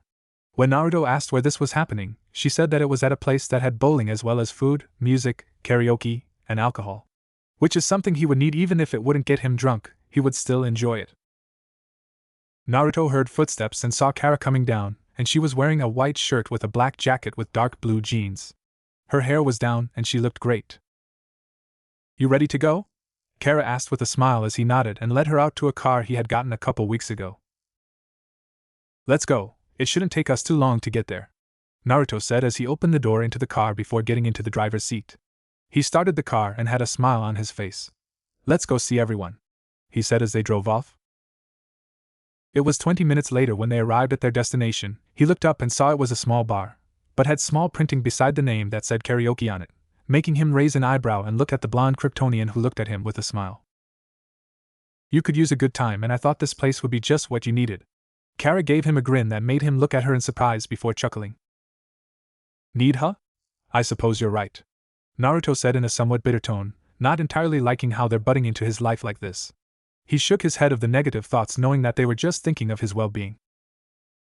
They got out of the truck, but Kara was being impatient and grabbed his hand, dragging him with ease, not that he was fighting her attempt to begin with. "Come on, let's head in, you'll have a blast," Kara said, excited and hoping that he would be able to enjoy himself. He nodded as they walked into the building with her arm wrapped around his. When they walked in, the place looked lively, and people seemed to be enjoying themselves for that matter. As they made their way inside, they had gotten several people's attention, with most of them being women who gave Naruto looks of appreciation as if checking him out, and looks of envy towards Kara for being with someone like him. There were some men who gave her appealing looks. They just ignored them though as she led them towards where he guessed was their table, or whatever. His eyes widened when he saw there were in fact several people there waiting for them, chatting amongst themselves, smiling, and laughing. He suddenly grew nervous at seeing everyone again, while most of them, since he didn't see Bruce or John there for that matter, which he figured wouldn't come due to them not liking crowds that much. He could see Wally, Clark, John, which surprised him, but then again, Shara probably talked him into it. Shara, which wasn't as much if John was here, Diana, Vixen, and Dinah. He wasn't nervous about them in general, but there was this sense of fear that had taken hold of him ever since he arrived. He glanced at her and stopped walking, which in turn forced her to stop as well. She looked at him in confusion, no doubt wondering why he stopped, and she could see just how tense he was from just seeing them. He took a step back on reflex and started sweating, much to her concern, as she wasn't sure why he was reacting this way. "Naruto, what's wrong?" Kara asked, showing clear worry in her blue eyes. "Nothing. It's nothing." Naruto played off her worry with a wave of his hand as he moved ahead. Kara didn't say anything, but narrowed her eyes at him before nodding as they met up with everyone. They noticed them coming their way and smiled at them, glad that they were able to make it. Diana approached them first and hugged her surrogate son. "It's good to see you, Naruto. How are you?" she asked softly, showing concern and nothing but love in her eyes for him. "I'm fine. Nothing I can't handle." Naruto gave a smile that she and Kara but saw through instantly, but didn't call him out on it as she nodded. "We're all glad that you could join us. It's been so long since we did something," Diana said as she took his other arm and they walked up to the others. "Hey kid," Green Arrow called out with a grin on his face, with Dinah giving him a small wave in greeting. "Glad you could make it. How are you these days?" she asked, as she had been curious about him since she first met him. She saw how bright he was and would smile, but she could tell that it was also fake and he was just doing it for them. This worried her since she knew what would happen if he suppressed his real emotions for so long. He'd forget what they would feel like eventually, or even lash out if he was pushed enough without getting help. "Thanks. I'm getting there though." Naruto shrugged his shoulders uncaring as they looked at him with uncertainty, but would let it be for now. Superman and John each shook hands with the former shinobi with welcoming auras as he caught up with them. Wally patted him on the back with a grin on his face. Vixen winked and waved at him as he nodded to her, making her smile at him. Shara, however, punched him in the shoulder and put him in a headlock despite being a head taller than her. It was amusing to everyone at the sight of it. Now that they're here, let's have some fun, Wally exclaimed with a grin as they chuckled and decided to start what they got things set up. They were split up into 2 lanes, which meant 2 different games would be going on. The first one had Clark, John, Dinah, Shara, and Oliver, while the other one had Naruto, Diana, Wally, Kara, and Vixen, with the last 2 wanting to play against him and chat with him more, with the former wanting to catch up with him as his surrogate mother. They were all sitting together with their lanes next to each other so they could all mingle together. Alright, now that we're all set, shall we? Shara asked as they nodded as she picked up her ball since she was going first. And while she's taking her turn, you can tell us what you've been doing over the last couple months, Diana said as they sat down as she looked at him with her arms crossed. Well, Naruto started to say, but she glared at him as if to tell her otherwise. It made him smile inwardly, knowing how much she cared, but he still had that fear that she and everyone else would betray him just like they did to him. I'm curious as well, except it hasn't been as long since I last saw you at the Hall of Justice, Vixen said as she was also interested in what he was doing since they last met. You never did tell me what you did with the books that you were able to get translated or what they were even about, Kara said, getting him to start sweating, knowing that if he told them then he'd be in trouble. Naruto laughs nervously as he starts getting curious looks from everyone, wondering what it was about, knowing that if he did reveal that he was republishing the Ika Ika series, he'd be in for a world of trouble. So he decides to go with an excuse. You'll have to wait and see when it gets out to the public like everyone else. I'm not saying anything about it, Naruto said, getting a pout from her while the others merely nodded, but also wondered what it was. Naruto saw this and decided to elaborate. It's not a book that I wrote, but I'm merely republishing a series that my godfather wrote as a means to get some money until I can get my own books out, he said, getting understanding nods from everyone. In that case, I'm wondering what became of Kurama after he became the new Ten Tails? Is he still the same at least? Shara asked as she sat down after taking her turn with Diana following the Thanagarian. He's still the same. He's just got a bigger ego now with his power boost, but otherwise nothing's changed about the furball, Naruto said before he winced when he got a shout from said fox.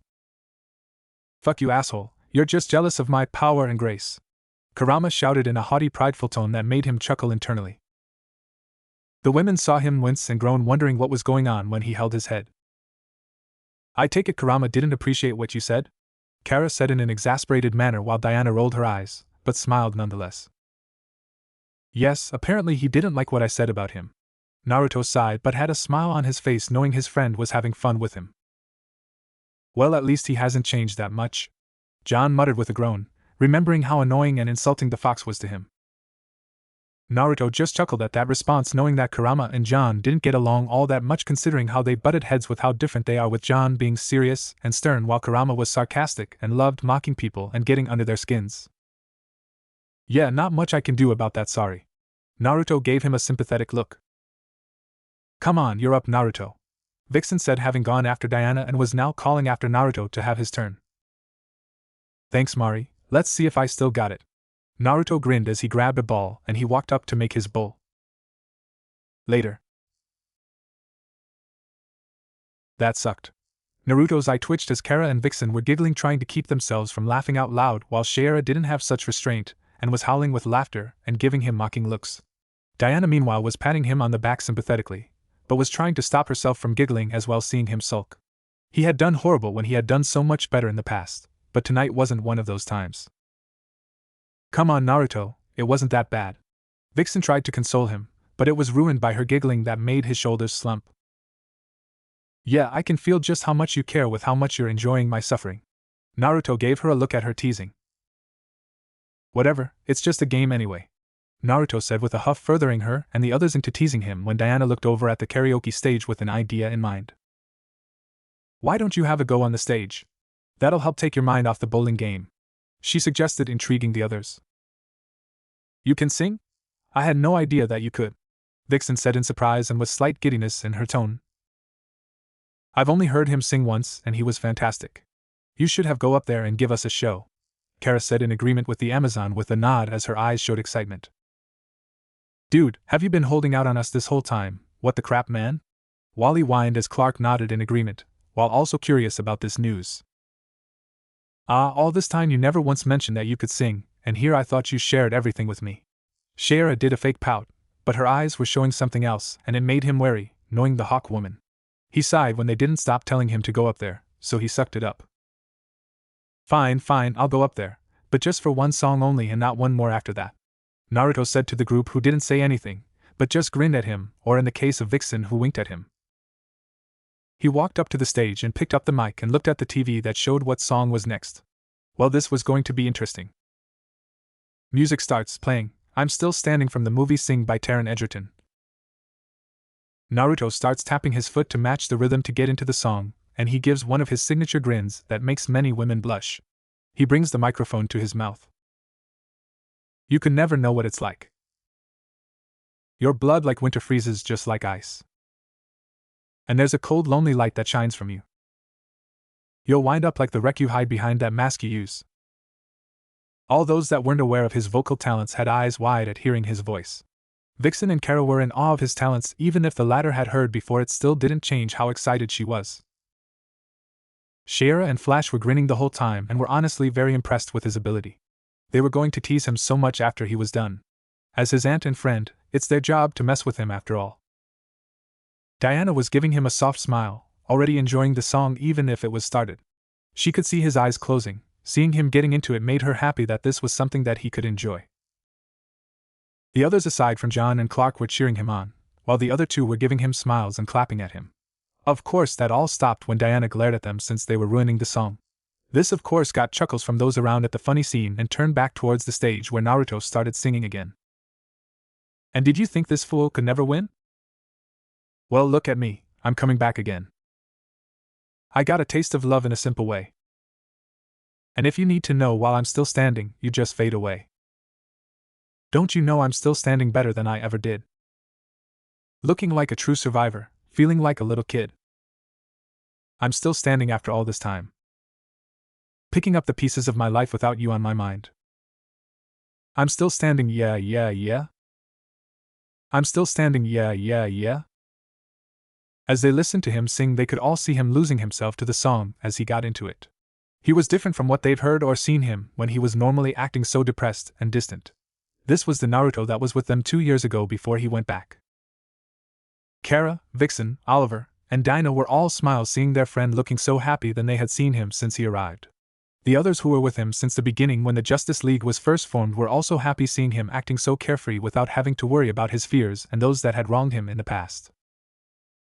Diana felt her eyes moistening at seeing someone who was a son to her like this brought so much joy to her. He had gone through so much in his short life, and with his betrayal by Konoha and his other friends, it only got worse for him. He needed this to help him, even if only temporarily. It would be a start for him. Just thinking about them made her nearly scowl and hid in anger at them. How dare they do that to someone who not only saved them, but did nothing to harm them? If she ever met any of them again, she'd make them pay and show that no one messes with her son. She was brought out of her angry thoughts to focus on said person. Once I never could hope to win. You starting down the road leaving me again. The threats you made were meant to cut me down. And if our love was just a circus, you'd be a clown by now. Don't you know I'm still standing better than I ever did? Looking like a true survivor, feeling like a little kid. I'm still standing after all this time. Picking up the pieces of my life without you on my mind. I'm still standing, yeah, yeah, yeah. I'm still standing, yeah, yeah, yeah. Don't you know I'm still standing better than I ever did? Looking like a true survivor, feeling like a little kid. I'm still standing after all this time. Picking up the pieces of my life without you on my mind. I'm still standing, yeah, yeah, yeah. I'm still standing, yeah, yeah, yeah. I'm still standing, yeah, yeah, yeah. I'm still standing, yeah, yeah, yeah. End song. Once Naruto finished, he notices a deafening silence from his audience. He sees everyone's eyes are wide as dinner plates and their jaws are on the floor.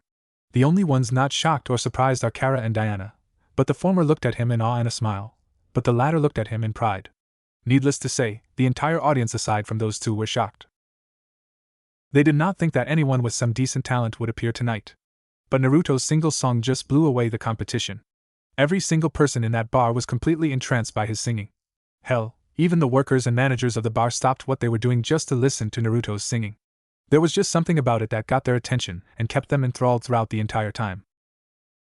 The silence was soon replaced with loud cheering and clapping for his performance, and was keeping himself from blushing red, but he couldn't hide his slight embarrassment as he rubbed the back of his neck with a sheepish smile. Encore. Yeah, give us another. Just one more, man. Naruto smiled as he cleared his throat. Fine, but just one more. He spoke into the microphone. He wasn't really much of a singer, and he only did it around those he was comfortable with, as he looked at the TV and saw the next song appear on it.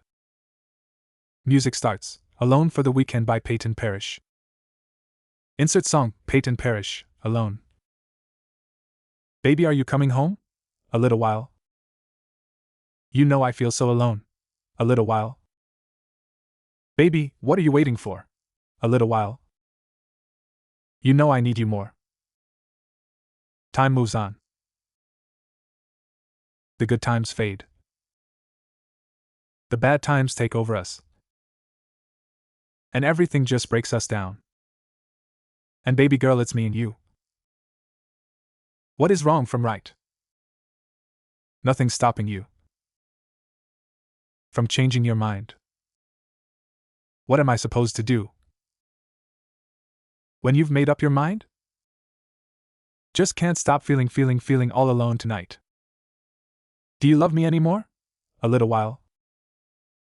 Do you want to pack your bags and go? A little while. Oh girl, is this worth fighting for?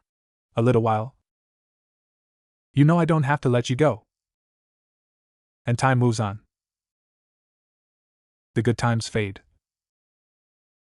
The bad times take over us. And everything just breaks us down. And baby girl, it's me and you. What is wrong from right? Nothing's stopping you from changing your mind. What am I supposed to do? When you've made up your mind? I just can't stop feeling all alone tonight. Girl, it's me and you. What is wrong from right? Nothing's stopping you from changing your mind. What am I supposed to do? When you've made up your mind? I just can't stop feeling all alone tonight. End song. Once he finished and pulled the mic away from his mouth, the cheering got so loud that everyone outside could hear, and people wondered what got everyone so cheerful. Naruto just stares at everyone in surprise. It was so weird to have people cheer for him, for anything at all. He was so used to people screaming away from him in terror, he had forgotten what it was like to have people cheer for him in joy. Before they could ask for another encore, he got down the stage quickly to the table that everyone was sitting at. That was great, Naruto, you were really good. Clark patted the Jinchuriki on the back as the Jinchuriki held a small smile. He's right, man, maybe you could go into show business with that kind of talent there. Wally gives a thumbs up with a grin. Shiera had a teasing glint in her eyes and was on him in an instant, and gave him a noogie much to his embarrassment as everyone either laughed or giggled at his expense. Oh, you stud, you could charm a lot of women with that kind of voice, maybe I should have gone after you years ago, she said in a teasing tone that made John cough and shout out. What? The Green Lantern exclaimed at the Thanagarian, much to everyone's amusement. Excuse me? Naruto was just as shocked, even if she was kidding. Kara and Vixen had twitching eyebrows at her words. Shiera let go, still smirking, and went over to John and wrapped her arms around his neck and kissed him. I was merely messing with him, John. There's no need to get your panties in a twist. Shiera assured her boyfriend with a grin on her face as the mentioned man merely sighed in annoyance at her words. Dinah and Oliver gave their own congratulations, with Dinah complimenting him that he's better than most people that she's listened to or met in her life, with Oliver giving similar praise, much to his embarrassment as the redness of his cheeks any indication. Diana gave him a motherly hug and congratulated him on his performance with a proud smile on her face. That was really good, Naruto. You should sing more often, you have a talent for it. She hugged him and he smiled at her words. Thanks, Mom. Naruto whispered to her ear loud enough only for her to hear. Her eyes widened at what he said and gasped quietly. Anything for you, son. Diana whispered back as she couldn't be any happier at hearing him call her mom. She knew how much his mother Kushina meant to him, but also knew that she would want him to move on and to have someone be there for him for support. She let go just as Kara and Vixen approached him with a smile and smirk on their respective faces. You were pretty good, Whiskers. Who knew that you had such talent? Handsome and talented in music, what else are you capable of? Vixen was even more interested in him now, considering what he was like and how compassionate he was. Now he could do more than be a hero was appealing to her. If you want to know what else I can do, you'll have to find out for yourself. Naruto replied with a teasing smirk, one which she mirrored. Maybe I will, you are pretty interesting and the mystery around you makes me eager to find out. Perhaps I will. Vixen said, eager at the challenge, and she would gladly accept it. Kara, seeing her flirt with him like this, made her annoyed at the attempt, and wasn't going to let her win now that someone else is going after him. That was amazing, Naruto. Then again, I've heard you sing before, so it isn't a surprise at how good you are. Kara gave Vixen a smirk at the silent jab at which Vixen smirked at the challenge. Thanks, Kara. It was nothing that great though. Naruto replied humbly as everyone smiled or shook their heads at his humility. My, so humble. Aren't you full of surprises? I might need to keep an eye on you. Vixen said as she wrapped one of her arms around his.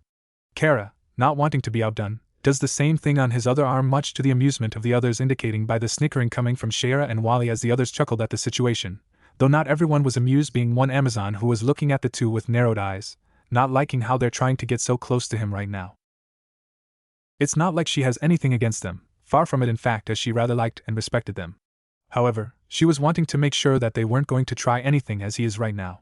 She'd make sure that they also had the best intentions towards him, Vixen especially, since she doesn't know her as well as Kara. She'd let them be though, since they were supposed to be having a good time, and by the looks of things, everyone was enjoying themselves.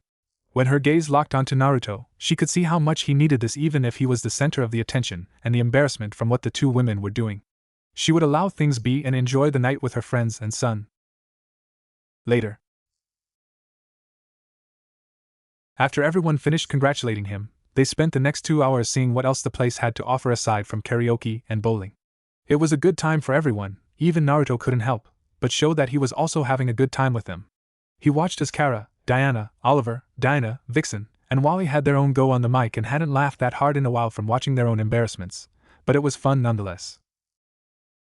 The first ones to leave were Clark and Wally, who had work in the morning at their prospective jobs. Then John and Shara lad to go with having monitor duty in the morning, but not before she gave him another noogie than leaving with him. Oliver and Dinah left afterwards to go do their own thing, with the canary giving him a kiss on cheek and telling them goodbye. Diana was the last one to leave since it was getting late and she wanted to get plenty of rest, but not before scheduling the next outing with him, much to his hidden happiness at seeing how she is wanting to actually spend time with him. That just left Vixen, Naruto, and Kara left, but it wasn't long before they left themselves towards their vehicles. Tonight was fun. I'm glad that you invited me. I haven't been able to enjoy myself like this in a long time, Vixen said as they first arrived to her vehicle. I had no idea who was even going to be here, but it was fun seeing everyone again, and I suppose you were good company too, Naruto said, giving her a teasing glance at the end with her musing over his words. Not bad, huh? I suppose that I'll need to change that the next time we go out. How does next week sound? Vixen wanted to take a chance and learn more about the Jinchuriki. What? Naruto asked, caught in surprise by the question, and Kara was completely baffled by the sudden question. I asked if you had any plans for next week? I'm interested in you, and this is the best way to get to know more about you, Vixen said, explaining her reasons as she saw how he was surprised by her question. I don't know. If I'm being honest, I've never been on a date before. Naruto managed to get out once he got out of his shock at being asked out by one of the most beautiful women he'd ever seen.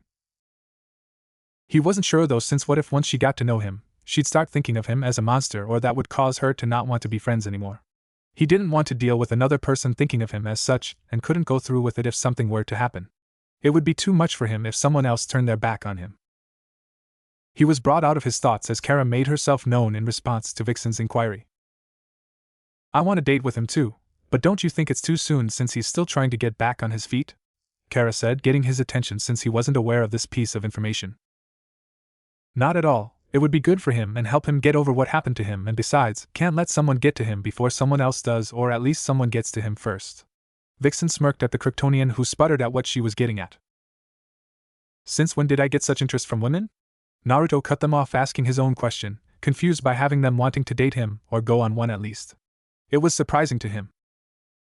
They turned towards him as if he grew a second head with what he just said, but Kara understood more of why he would think like this given his past with Konoha. Vixen, however, wasn't aware of what had really happened and only knew that he was betrayed.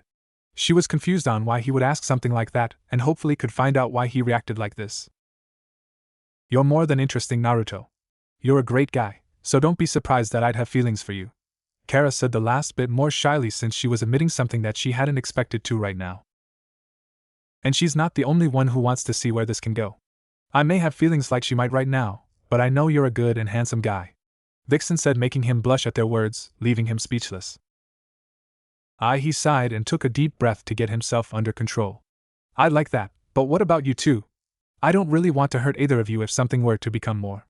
I'm not that kind of person to hurt someone if I can help it, he said with a light smile, getting them to nod and understanding at what he was saying, which made them smile at his caring nature. Kara, already aware of this, was not surprised that he would put them before himself, but was glad that despite everything he's gone through, he still shows that he hasn't changed on caring for those that are precious to him. Vixen liked this side of him at how much he valued their opinions and feelings regarding the matter. Didn't you once tell me that you were the last member of your clan? Kara asked, as he nodded slowly at her question. Clan? What clan? Where is he from exactly? Vixen asked, even more intrigued and wondering what she was talking about with her hands on her wide hips. I'm from another dimension, and when I left this one to mine, it was to get rid of a group of terrorists that were wanting to rule the world. As for my clan, I'm from the Uzumaki clan that had their own island and was on the rise to become one of the most powerful villages in the world. Due to this, among a few other things, they grew to be feared by the others that they'd become too strong, so they were attacked to near extinction. Naruto explained in a sad tone as his body slacked, remembering what his mother told him. Extinct? How many survivors were there? Vixen asked with wide eyes as she contemplated what she learned about him, and was sickened and saddened to what had happened. Kara hadn't been aware of that particular information and was just as shocked, if not angry, knowing that they were similar, being the last survivors of a clan or race. As far as I know, only a few, with my mother being one of them, and yes, before I originally came here, I had been expected to have more than one wife at some point, but I'm not sure I can do that to you, Vixen, or any girl for that matter, Naruto said as they smiled at his thoughtfulness, since most guys would jump at the chance at having a harem, and here this guy was thinking more about them than himself. I think we can work something out, but not before until after our date. We can talk more about it then, Vixen said with smirk, seeing him be so shocked at what she was saying. Kara meanwhile wasn't sure what to say, but knew that they would definitely be talking about this more after their date, of course. If you're sure, then that's fine with me. I'll take both of you out on a date and see where things go. Next week works for me, Naruto said as they nodded, with Vixen getting to her car and closing it, but had the window rolled down. See ya, Whiskers, I'll give you my number and we can work on the finer details later, Vixen said as she wrote her phone number down and gave it to him before rolling the window up and pulling away from Naruto and Kara. So when do I get my date? Kara asked with a wide smile as he chuckled, knowing what she was getting at. Of course, like I'd deny you something like that after what you just told me, but are you sure you want someone as broken as me? Naruto whispered the last part, showing some of his fear to her. To his confusion, she simply and gently grabbed his hand in hers and gave him a soft smile. No matter what happens, I'd never turn my back on you. I'd be nothing like Konoha and the other villages. I care about you too much to be like them, and I know that scares you, Kara said when a realization came to her as they pulled away themselves in their car before taking off. That's why you've been so distant and afraid to meet with anyone, isn't it? He turned away as if to prove her point, which she sighed sadly at. I know I shouldn't feel like this with everyone here, but I just can't help but be afraid that they'll end up turning their backs on me, and if I kept my distance with everyone, then I would be safe. Naruto said he couldn't even look at her as he was ashamed that he was even thinking they'd turn on them. Kara couldn't blame him for feeling like this or even thinking like this, since he once trusted the people that he had been close with, and look at what that did to him. To think he would be so affected that he would be suspicious of any of them doing the same thing. Naruto, we won't ever be like those in your old world.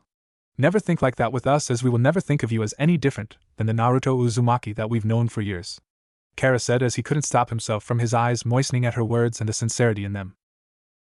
He nodded to her with a small smile, but didn't say anything else, and grabbed her left hand with his right one and just held it. She let it happen and said nothing else as they spent the rest of the car ride in peaceful silence. A few days later, the Watchtower. Aboard the Watchtower, Diana, in a business dress, is preparing to attend a summit on global warming on behalf of Themyscira. Diana had her hair in a bun while wearing a purple jacket that covered her black top and black skirt, while wearing black heels to finish the look. She looked at John, Green Arrow, and Mr. Terrific, who were watching screens of various leaguers dealing with crimes and villains. Big date? Green Arrow asked the two who walked up. No. I'm representing Themyscira at the summit concerning global warming, Diana replied, getting a thumbs up from the green arrow. Way to go, man. Save the planet. More like saving my relationship with my mother, Diana replied. Hey, at least you're speaking again, he pointed out, hoping to bring something positive in the situation. It's the first thing she's asked me to do since we mended fences. I'd rather take another day trip to Tartarus, she replied with her right hand on her hip. I think you'll make a great diplomat. Leave your sword, he told her. I'm serious, I really don't want to go by myself. John, how about you come along and keep me company? Diana asked, wanting her longtime friend to help her.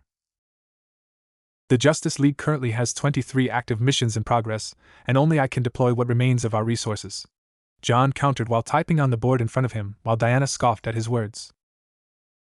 Oh please, Mr. Terrific is more than capable of running things himself. And the crossword at the same time, Diana pointed out. Yeah, go ahead, John. I'm done with today's puzzle already, Mr. Terrific replied. You did it in pen again, didn't you? Green Arrow asked as Diana crossed her arms. Mr. Terrific is more than capable, but I insist on where I'm needed, John said, not wanting to leave from his duty. Turn around and talk to me, Diana said, and he did as told as he faced them and continued. You've been cooped up here like a hermit in the watchtower for almost 2 years now, she said in a mild worried tone as Green Arrow was leaning on one of the panels as he watched on. I can better serve the League, Diana cut him off. We're not even going to have that argument. You're really strong, a telepathic shape changer. She gained a realization and softened her eyes at him before continuing. The reason you're not down there is because you don't want to be. You don't like humanity much, do you? I don't dislike them, John admitted. You're not the only one who's new to this world around here. People have strange ways. But it's worth the effort. They're worth the effort, Diana said, crossing her arms under her bust. She's got your number, John. You need to mingle with more people and maybe take a commissary every once in a while, Green Arrow commented while walking over. My Martian physiology doesn't require as many meals as a human, John said, but was quickly met with Diana's response. You know what he means, you must be terribly lonely. He turns away from her with a frown marring his facial features as she began walking away. I gotta go, but we're not done talking about this, she finished as she took the elevator. John doesn't reply to her words, but knows that he has some thinking to do as she had a point in some aspects. Kent's farmhouse. Naruto is currently in the kitchen with his laptop out as he's working on a new book along with finishing his purchase for his new soon-to-be residence, now that all the Ichika series have been published now, and has met with a lot of success in how well they've been selling, much to his humor seeing how popular they are, even among women in that manner. He was wearing loose clothes to show that he hadn't planned on doing anything today except probably work on his book. After that night with everyone, he had been thinking about what she and Vixen said, and if he was being completely honest with himself, he liked them both, but didn't know what to do in this situation. He was brought out of his thoughts and musings when he heard someone knock at the door. Blinking his eyes at the sudden action, not expecting any visitors to come by, he got up and walked over to the door and was surprised to see Diana was there and dressed really formally, although if he was being serious, that skirt was a little too short for his liking. Mom, what are you doing here? Not that I don't mind a visit, but I wasn't expecting you at all, Naruto said in surprise at her sudden appearance, but not an unwelcome one. I'm sorry for dropping in so suddenly, but I was wanting to ask you something. May I come in? Diana asked, and he nodded and led her to the kitchen where he was working. What is it you need? Naruto asked with a raised eyebrow in curiosity. There's a diplomatic summit taking place, and I was hoping that you'd be able to accompany me? She asked, much to her embarrassment at asking him for help like this, and when he smirked at her knowing what that look entailed. Oh, that famous and ever-strong Wonder Woman needs help? He couldn't help but tease her as she blushed in embarrassment and attempted to punch him in the shoulder, but he dodged it and laughed. She soon joined in for a moment. Once they settled down, she gave him a smile in gratitude for helping as she was no longer feeling nervous. Of course I'll go with you, but what will you tell everyone if they ask about me? Not many know about the relationship that we have, Naruto said with confusion. We'll tell them as it is, that I'm your adopted mother and you're my son. Even if you're adopted, you still are dear to me, Diana said, making his eyes widen at her heartfelt words that made him once more feel so stupid for thinking she'd be like everyone in the elemental nations. Give me about 15 minutes to get ready and I'll make sure to leave an impression on everyone, Naruto said as she nodded with a grateful smile as he went to his room to get change. Like he said, 15 minutes later he was back and was wearing completely different clothes, ones that made him look sharp and even more handsome. Diana made a mental thought to keep the women away from him that may approach him. He was now wearing a gray collared shirt with a black tie with a black belt and matching black pants and jacket. To finish the look, he had black dress shoes to complete the look. Sadly, he couldn't do anything about his hair, as no matter how much he tried to comb it or to do something about it, nothing worked, as it would just go back to what it was. "You look good, Naruto. I appreciate this for what you're doing for me," she said in gratitude for him. "Of course, I could use a small break from work anyway, and besides, this gives us time to spend together and catch up a bit more," Naruto said with a shrug. She nodded and took her arm in his and then left, using the watchtower teleporter that would send them to their destination. Naruto and Diana appeared in front of what Naruto guessed was where the summit was taking place at. He looked around and assumed they were in another country, since it was nothing like the snow and icy mountains he was seeing. Diana saw him looking around and figured he was wondering where they were. "We're in Scandinavia." He looked at her and saw her smirking at him. "You looked like you were trying to figure out where we were at." His cheeks gained a pink color at being caught, much to her amusement. "Alright, let's get this over with. I'm not much for politics, that's your department," Naruto said, and she gave him a look before they entered the building. It would be where they would be discussing the effects of global warming and whatnot, or at least it's what he gathered, but he wasn't the one here to talk politics. He was only here to support Diana, and that's what he would do, just like she had been for him. They made their way inside, and when they got to the where they could see other delegates already here, she took a deep breath before the two made themselves known, and everyone looked at them with many giving Naruto curious glances, wondering who he was since they hadn't seen him before, and what he was doing with Wonder Woman. "Wonder Woman, it's nice to see you, but who's this young man with you? A date or bodyguard?" a politician asked, wondering who this was. This question garnered a lot of attention as many others looked over at the two of them, wondering how she would answer. "Neither, he's simply here to help support me, and with what he is, he's someone I consider a son," Diana answered, getting intrigued, shocking others, and getting questioning looks from those around them. "Your son? I thought Amazons weren't fans of men in general?" another politician asked, very interested in this new development. "What's your name, young man?" the first politician asked as they surrounded the two. "Naruto Uzumaki. It's a pleasure to make everyone's acquaintance." Naruto smiled at them as he started shaking their hands while they continued to ask more questions about him, or their newly revealed relationship as mother-son. An hour later, they were finally able to answer enough questions to leave everyone satisfied, but they also knew that this new information would reach the rest of the world. Oh well, it was going to happen sooner than later, but this was on their terms, so they had no regrets. Naruto sighed as they got to the purpose of the summit, and he was glad that they were no longer talking about him. He was never one for being the center of attention, and he would be in the limelight for a long time now, but he shrugged his shoulders. He sent Diana a look and motioned his head towards the door, and she sighed, but nodded, knowing what he was wanting. He mouthed out thank you and left to get some fresh air. She would continue her discussions with the other delegates for some time, hoping to make some progress, but things had started to look a little bleak with how the talks were going. "The proposed accords are far too drastic. With all due respect, Princess, we're talking about committing hundreds of billions of dollars, and nobody's even proven the existence of global warming," a male delegate said to Diana. "My mother's government fully supports the findings of her scientists, and those of the vast majority of scientists here in man's world," Diana said when a female delegate spoke up. "My government does not accept those studies," she said, with Diana quickly retorting. "Then accept the evidence of your eyes. There's a Viking ship at the bottom of this mountain, hidden in ice for 1,100 years. If it weren't for global warming, we wouldn't even know about it," Diana said, her frustration growing at all the denials from those around her. "Yes, and it was clever PR for our host to hold the talks here, but it is not proof," the male delegate said with a frown at Diana's words. "You have to take this seriously. Atlantis has already withdrawn from the World Assembly over this matter, and they aren't the only country considering action," Diana said, with the delegates around not taking too kindly to her words. "Are you suggesting Themyscira might do the same?" the female delegate challenged with an edge in her tone. "If your pollution continues to affect my home, my mother is less likely to withdraw than she is to attempt a military solution," Diana told the woman, but unfortunately that comment got everyone else to quiet down, having overheard her and looked at her. "Don't be alarmed by what she's saying, she's merely expressing her concerns for her home, and it would be as a last resort, and nothing more. Wouldn't you all want the best for your countries as well? They heard Naruto speak as he had come back inside, and having heard how the conversation was going made him frown. Stubborn people. Right. The male delegate said, unsure of what to make of it, but he had a point that she was just wanting the best for her home. Excuse us, Diana said as she put her drink down and walked away with Naruto beside her as they headed for the door to get some fresh air, with Naruto wanting to accompany her. Once they were outside, Diana took to the railings as she let the breeze wash over her. She was glad to have a break from all the negotiations. They weren't going well at all, and it was making her frustrated. She would have most likely have said something worse with what she was saying, but was glad that Naruto had stepped in and helped ease the tension and worries that were no doubt on the others' faces, but saw some of them give her sympathetic looks as they could understand where she was coming from. Thank you for speaking up. I don't know what else I was going to say or do.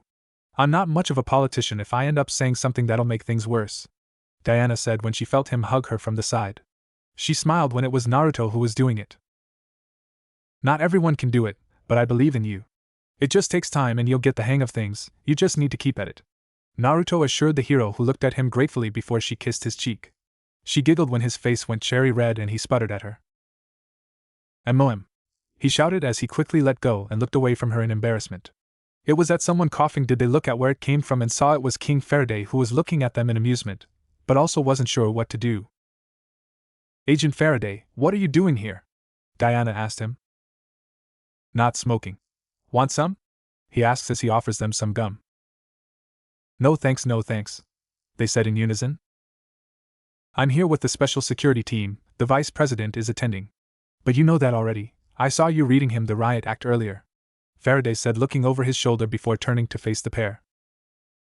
"I'm not much of a diplomat," Diana said, crossing her arms. "Don't sell yourself short, lady. You're an international incident waiting to happen, and your boy here sure knows how to ease tension," he said as he started to walk off. "By the way, if you raise your voice to the VP again, my men are under orders to shoot you." He pops his gum and points a finger at her, miming a gun. She holds up an arm, showing that she is wearing her bracelets underneath her business suit, and taps her nail against one. He leaves after that, leaving the mother and son left. The ground started shaking, knocking them from their thoughts as they looked over the railing and could see the mountain where the ship that was in ice was at. "Get everyone out of here, I'll check out what's going on," Diana ordered him as he nodded. Diana, seeing him doing as she said, knew he would be able to get everyone to safety. With that in mind, she started spinning as her clothing changed from her business suit to her hero one until she stopped and was now ready. Diana flew and could see several people, with one of them melting the base of the ice mountain where the frozen ship is, while the others were protecting him and attacking the people and trying to stop them. "You have to stop. If you pull that ship free, half the mountain's gonna come down," one of the men said, hoping that they'd listen. "So what?" Heatwave said as if he didn't care. "So I'm not going to let you do it."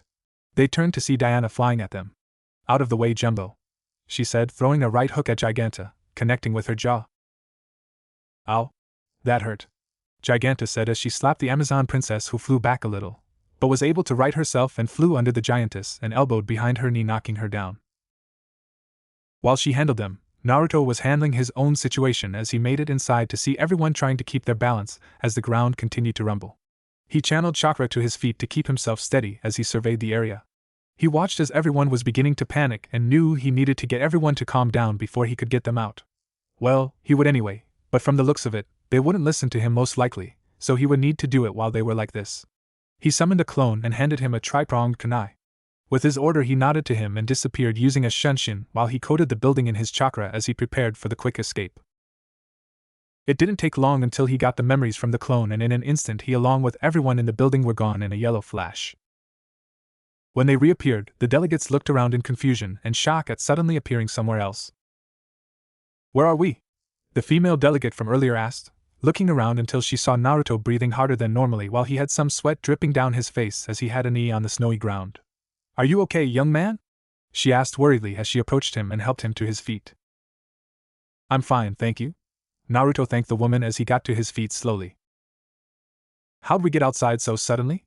she asked as she had a suspicion that he was behind it, and was proven right when he nodded his head slowly. "I was able to teleport everyone out by coating the building in energy to this." He grabbed the kunai that was on the ground. "How does it work?" a male delegate that heard him asked in surprise and awe. "It acts as a beacon when it makes contact with the ground. Is everyone else okay?" He got nods from everyone and he sighed in relief. In that case, I'm going to go check on my mom and see how she's doing. He disappeared in a water shunshin, further surprising everyone at his action and how he was able to get everyone out in an instant. Back with Diana, things hadn't been going too well for her since the fight started. After she quickly took care of Giganta and next was Killer Frost, was she hit with poison, making her start feeling sick and numb. She started losing her balance, and her vision was becoming blurry as the three approached her. She was saved by Agent Faraday and his guards as they started fighting the villains. You okay? Faraday asked as Wonder Woman held her arm. Arms numb and stomach's not all that great either. Diana groaned as she fell slightly with him catching her. Easy, princess, let me take a look at it, he said as she moved her hand that showed the stinger that was still there. Stinger is still in your arm. Pull it out, she ordered through gritted teeth as the pain was getting worse. There's a barb, you want a bullet to bite, there's plenty lying around, he said but shook her head. Now. She ordered and groaned from the stinger being grabbed until it was out of her. It's okay now, he said as she gave a determined look. Then, let's take them down, she said, but didn't make it far as she faltered after one step. As the battle presumed, they were struggling to win as the men that Faraday brought were quickly being taken down by Killer Frost, who was freezing them into sculptures, and Giganta, who was swatting them down with ease. Devil Ray was in the sky and saw them and took some shots, aiming for the agent, but they were intercepted by Diana, who blocked them with her bracelets. Although she had some difficulty doing so with the poison in her body still. We should retreat, we aren't getting anywhere with them, Faraday suggested, but was quickly shot down by the hero. I'm not backing down from a fight, she retorted, not liking the idea of running away. Your bloodstream is full of poison, I can't believe you're still on your feet. Faraday couldn't contain his slight shock at her being able to keep fighting. It's only a matter of time until your system shuts down. They heard more rumbling and saw Giganta walking towards them as she broke the ice that Frost had made. I guess calling for support isn't backing down, Diana admitted, although she was a little ashamed at feeling weak. They never saw Naruto approaching them. You think you can supply me with steam? If Killer Frost is here, then I'll be able to counter her with that, Naruto said to the Biju, who gave him a toothy grin. Of course, just make sure you kick their asses. Your mother isn't looking so good from what I can tell, and she's holding her arm for some reason, Kurama said with Naruto narrowing his eyes at her. I'd better get there fast then, and with Giganta about to make a move, it's now or never, Naruto said as he suddenly felt a large amount of steam cover his body. Get them, Kit, Kurama, as Naruto nodded and would do exactly that. As he neared them, he felt his body being heated up as he could feel steam chakra being pumped into his body, as he could feel the new sensation coursing through his body for the first time. He cocked his arm back. Futten, Kairiki Muso. Boil style, unrivaled strength, he roared as boiling steam could be seen coming from his arm as the others were too late as a blur suddenly was on them. Erupting propulsion fist. Giganta felt her face be hit, and she could feel the amount of heat that came from it. She toppled over with a scream from the hit, as she could feel her body ache from the hit, but also from the steam that was making it worse.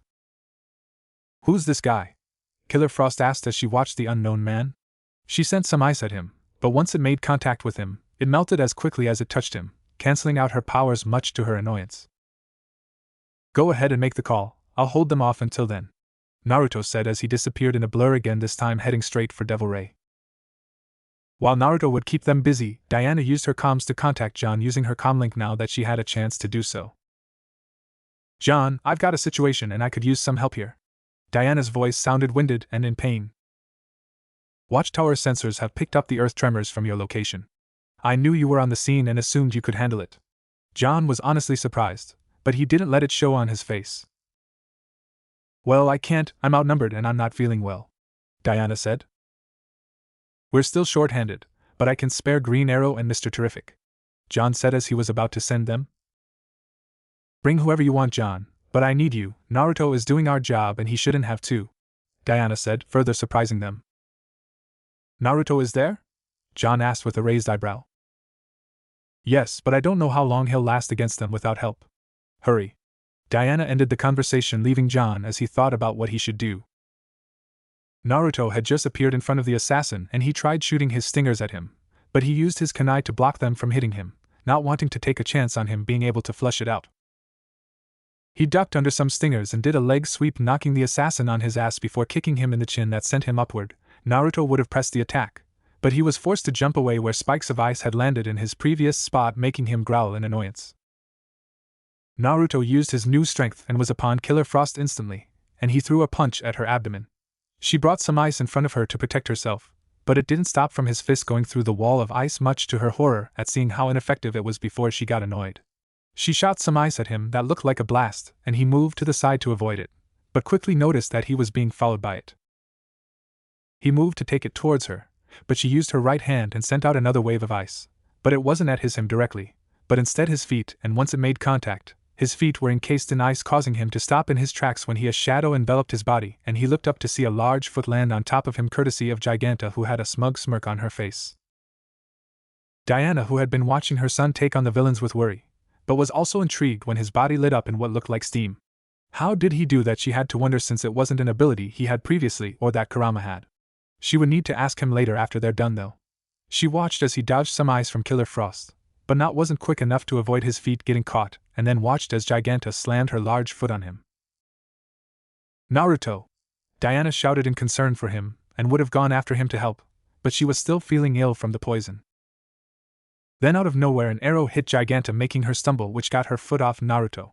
She looked at where the arrow came from and saw a green arrow was there when John had punched Devil Ray away, leaving just Killer Frost as she was fighting off the agents and Faraday, while Diana went to check on Naruto, who was groaning from his down position. "Are you okay?" Diana asked him while she held her forearm, and much to her relief he slowly stood up to his feet. "I'm fine, but I'm going to be feeling that for a while when this is over," Naruto said as he brought a hand to his neck and popped it, making her grimace at the sound. "What happened to your arm?" he asked, and on cue she winced from the pain, but steeled through it. "I'm okay, but we need to deal with them," Diana said as they watched Frost overpower Oliver's arrow with her powers, freezing it in him. "I'll go after them, you're not looking too good at the moment," Naruto said. He wasn't kidding, she looked paler than normal and was sweating a little bit. "I'm fine," she replied in her resolved tone that told him she wasn't budging on the matter. He nodded as they approached John, who was looking confused on the enemy's actions. "They've had every opportunity to escape, but they keep fighting. What makes that ancient vessel so important?" John asked, wondering what they were planning. "If I can get my lasso around one of them, I could make them tell," Diana said with certainty, who was now standing beside him. "Maybe so, but you need to save your strength for the fight," Naruto told her, who gave him a pointed look, but relented with a nod. John raised a brow, but nodded in agreement with his words. John's eyes began glowing, indicating he was about to read someone's mind. He made the attempt on Giganta, who was no longer in her giant form. As soon as he entered her mind, he saw several images before she started screaming. In the next moment she fell backwards onto Heatwave and passed out, with John falling to the ground moments later. Devil Ray saw that she was down for the count, and decided it was enough. Close enough. He pushed a button on his wrist, and the ship came out of the ice mountain it was embedded to, causing the mountain to shake, and he looked to see an avalanche was going to start. Naruto's eyes narrowed in determination. "Go after them, they'll need your help in stopping that ship and why they want it," Naruto said, with Diana looking at him, and saw where he was looking at and nodded. "Be careful." She hugged him briefly with her good one arm before taking off, leaving him with his task. Naruto watched his adoptive mother go after the ship. He created 2 sealless shadow clones, and with its task known already, he grabbed John and took him somewhere safe alongside Giganta, who was still unconscious. He turned back towards the upcoming avalanche with a serious expression. "Hey Kurama, since you're the Jubi now and you have access to the other Biju's chakra, do you think it's possible for me to take any of their forms?" Naruto asked his friend, who looked at him curiously. "It is possible, yes, but it would be something that we need to look into after this is over." "Who do you have in mind?" Kurama asked, wondering the same thing and which form he had in mind. Isabu's would be perfect for this scenario given his high affinity for water, his quick means to swim in water, and would be able to handle the avalanche better than the others with his shell, as he'd be able to withstand it. Naruto summarized as he got a hum from the new Jubi, who looked at him while going over his own thoughts on it. "It's possible that could work, and the points you listed do make the most sense. Isabu would protect you from the oncoming avalanche, but you can't use ice in that form, only water and corral," Kurama informed him, who nodded. "Even so, it's the best option at the moment," Naruto said, and his friend nodded. He closed his right eye as his left one changed to red with yellow iris and a crimson pupil. "Beast transformation, 3 tails," he said as his back started to grow a crab-like shell, spikes grew from it, and 3 shrimp-like tails grew from him. Under the shell was red, muscle-like tissue. His arms grew the same kind of armor as the shell as his hind legs disappeared. On his lower jaw, teeth-like horns grew from it pointing upwards as his forehead did the same but downwards. He grew to Isabu's full size and looked back at the mountain that was getting closer to the area. "Let's see how this goes," he said in a voice sounding like Isabu's calm voice, but also had his mixed with it, and as he ran up to the upcoming snow until he was in front of the summit's building. He pulled his head back, and in the next moment, when he brought his head forward, a large amount of corral could be seen coming out of his mouth. As the corral came out, it quickly formed a small wall until a couple minutes later was there a wall that was about 50 feet high. He saw John appear next to him, who was completely shocked based on his eyes widening, and he guessed it had to do with his transformation. He wasn't alone either, as he had Killer Frost with him, and she looked very annoyed if anything considering the scowl she had on her face until she saw him in his 3 tails form and visibly became paler somehow. "What is that thing?" Frost shouted in fright and shock as she had stopped struggling in John's grasp. "I'm not sure. I've never seen anything like it before," John responded, just as confused as she was. "John, it's me. I'm using a transformation and was the reason that this wall of corral is here," Naruto said with John recognizing his voice, but he also noticed it was mixed with what he assumed was the form's doing. "How? What happened to you? What did you do? What is this?" John had so many questions and he had to stop himself from calling him by his name lest Frost learn who this was and use it against them in the future.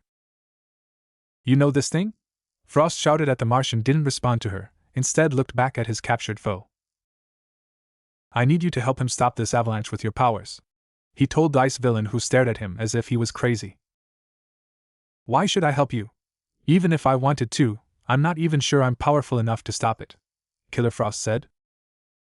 "Because if you don't, we're going to be staying here in this spot," John said in a calm tone as he didn't let up on holding her while the ice villain wasn't too happy about this. "You're insane, why not have that thing stop it? It's massive enough to do it," Frost asked, and John had to admit, she wasn't wrong in her thinking. "Because I can't use ice like you can when in this form, and you're the only one who would be able to stop it while I keep it from getting closer, but only if you help us, otherwise, I'll do what John said," Naruto said with the villain sighing and nodded, though she did this with much reluctance. She summoned some ice around her hands before shooting at the incoming snow. As it got closer, she continued to use her powers to stop it while the corral held on, keeping it from hitting the building, but he was starting to feel the transformation was starting to wear off. "Hurry up, I can't hold this form for much longer, and then the corral won't last after I change back," Naruto told them with a grunt as his tails were fading, indicating he was telling the truth. "Shut up, I'm doing the best I can," Frost told him, annoyed. Thankfully it wasn't much longer when they were able to fully stop it, much to their relief, and the turned Biju saw he was beginning to shrink from his size to his human one, and knew he was out of time. Luckily John, as perceptive as he was, saw this too and took the villain to where he could see the others were returning with the sub that had the ship as well. When Diana and Oliver came back with an unconscious Devil Ray hanging over her shoulder, they saw Naruto and John were holding an unconscious Killer Frost. "Looks like things are wrapped up here, I'm gonna go before I get any more involved than I already am," Naruto said to John, who nodded, and he bid him goodbye before leaving just as the others showed up. "Where's he going?" Oliver asked with a raised brow. "He didn't want to get more involved than he already had," is what he said. "Although I got the distinct feeling that it wasn't the complete truth," John said. "He'll come around when he's ready. He's still suffering from what happened to him, so you can't expect to get over that in just a couple months," Diana said in an understanding manner. "There's also something that I need to speak with the others about regarding what he did."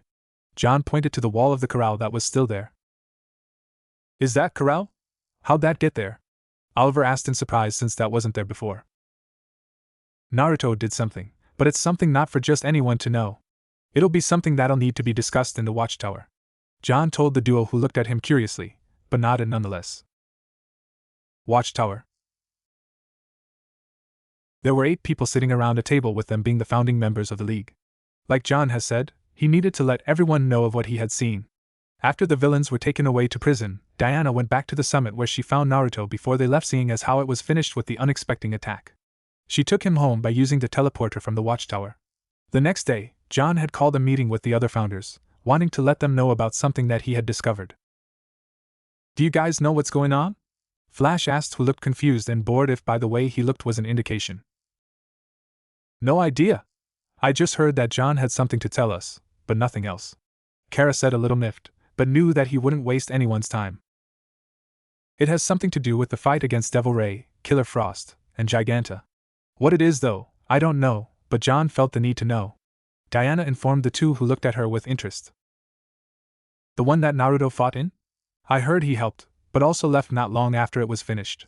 Kara said, with Diana saying that he didn't want to stick around more than was needed, and just like back then everyone there knew what she was referring to.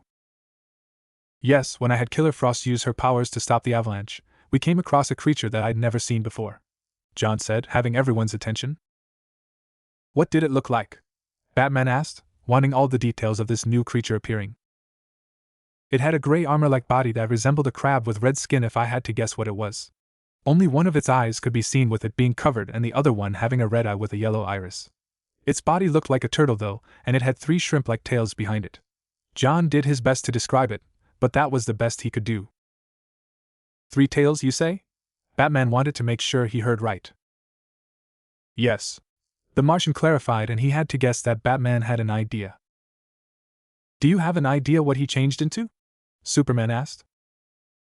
I believe I do, but I'm not 100% sure, as he would need to have Naruto confirm my theory. What are you thinking? Shiera asked with a raised brow.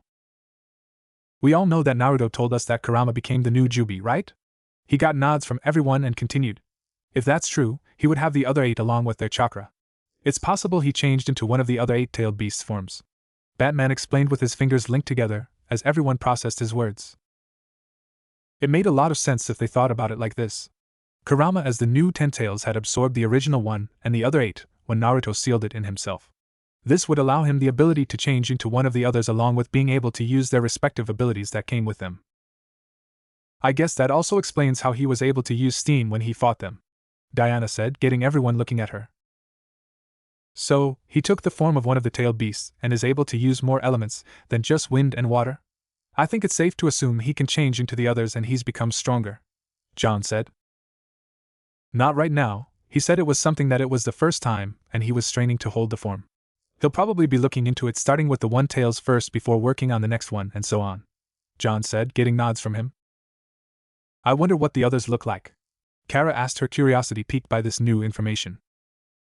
We'll have to find out if he comes back to the League, and we can ask him about it then, Superman said, as everyone was in agreement. Any chance he'd be willing to consider joining the League anytime soon? Flash asked Kara and Diana, as they were the closest to him.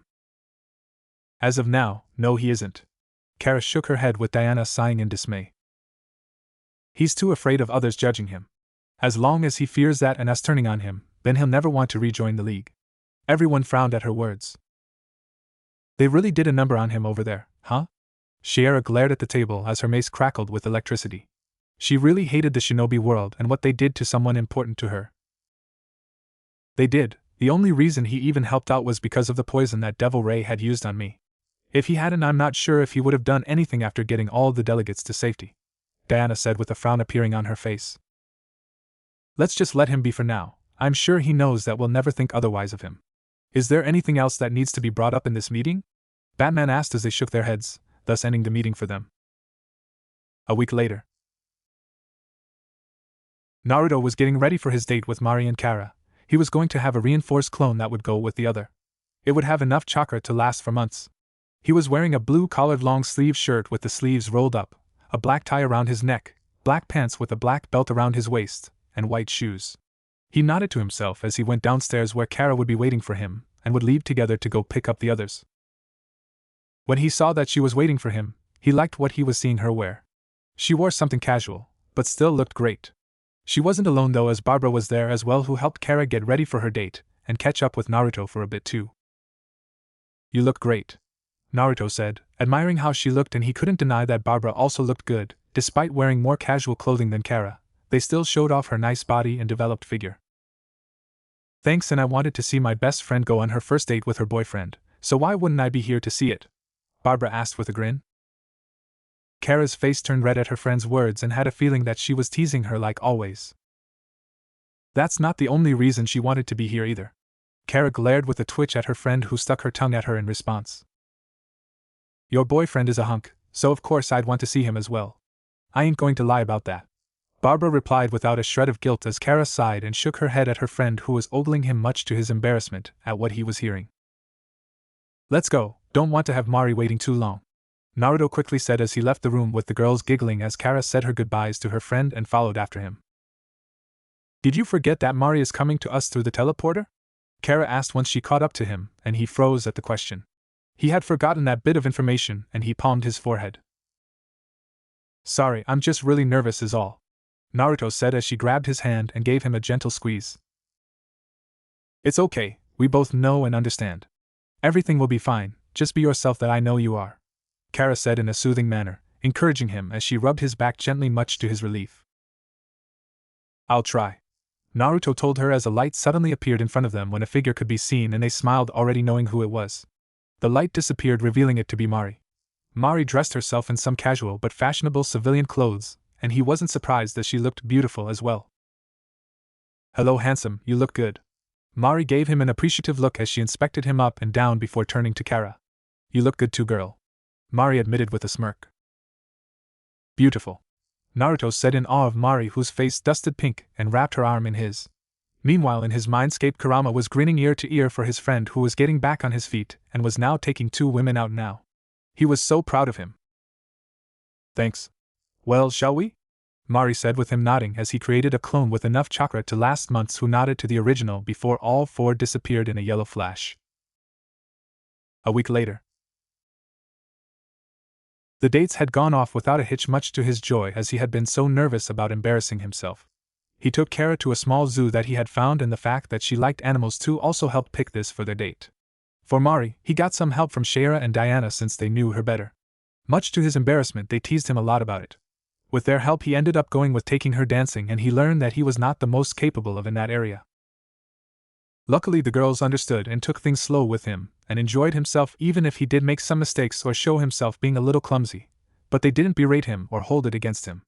It showed they really cared and wanted him to enjoy himself. They were taking things slow, but it was a good start though for them to head towards getting in a relationship. Naruto was packing his last bag, finishing up the last of his things with everything else going into sealing scrolls even if he only has a number of them.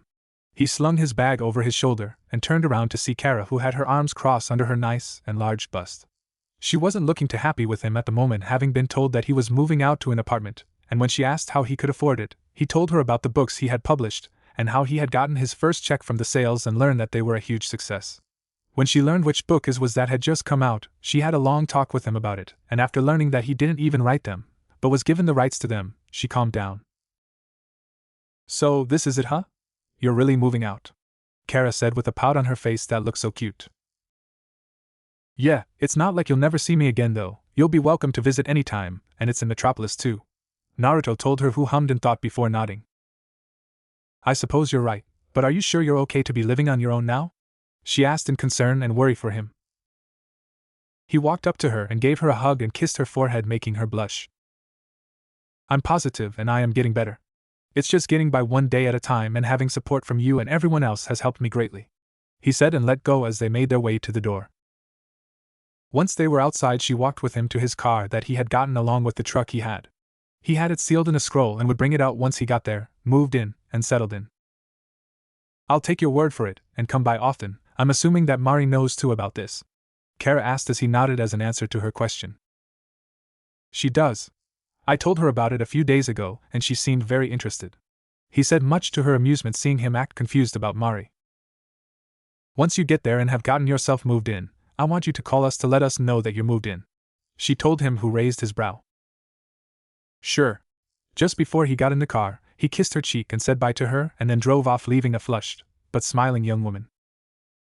This was it, a step for him to help him move on from his past and to move closer to those that he's closest to. Bar, Central City. In a bar that's filled with criminals, 3 villains were sitting in a booth complaining about making ends meet. The first is a man in a blue furred coat and pants. This is Captain Cold. The next is a man in an orange bodysuit with green trim. This is Mirror Master. And the last is a crazy-looking man in a multicolored suit, domino mask and pink stripes in his hair. This is the Trickster. Gentlemen, we live in brutal times.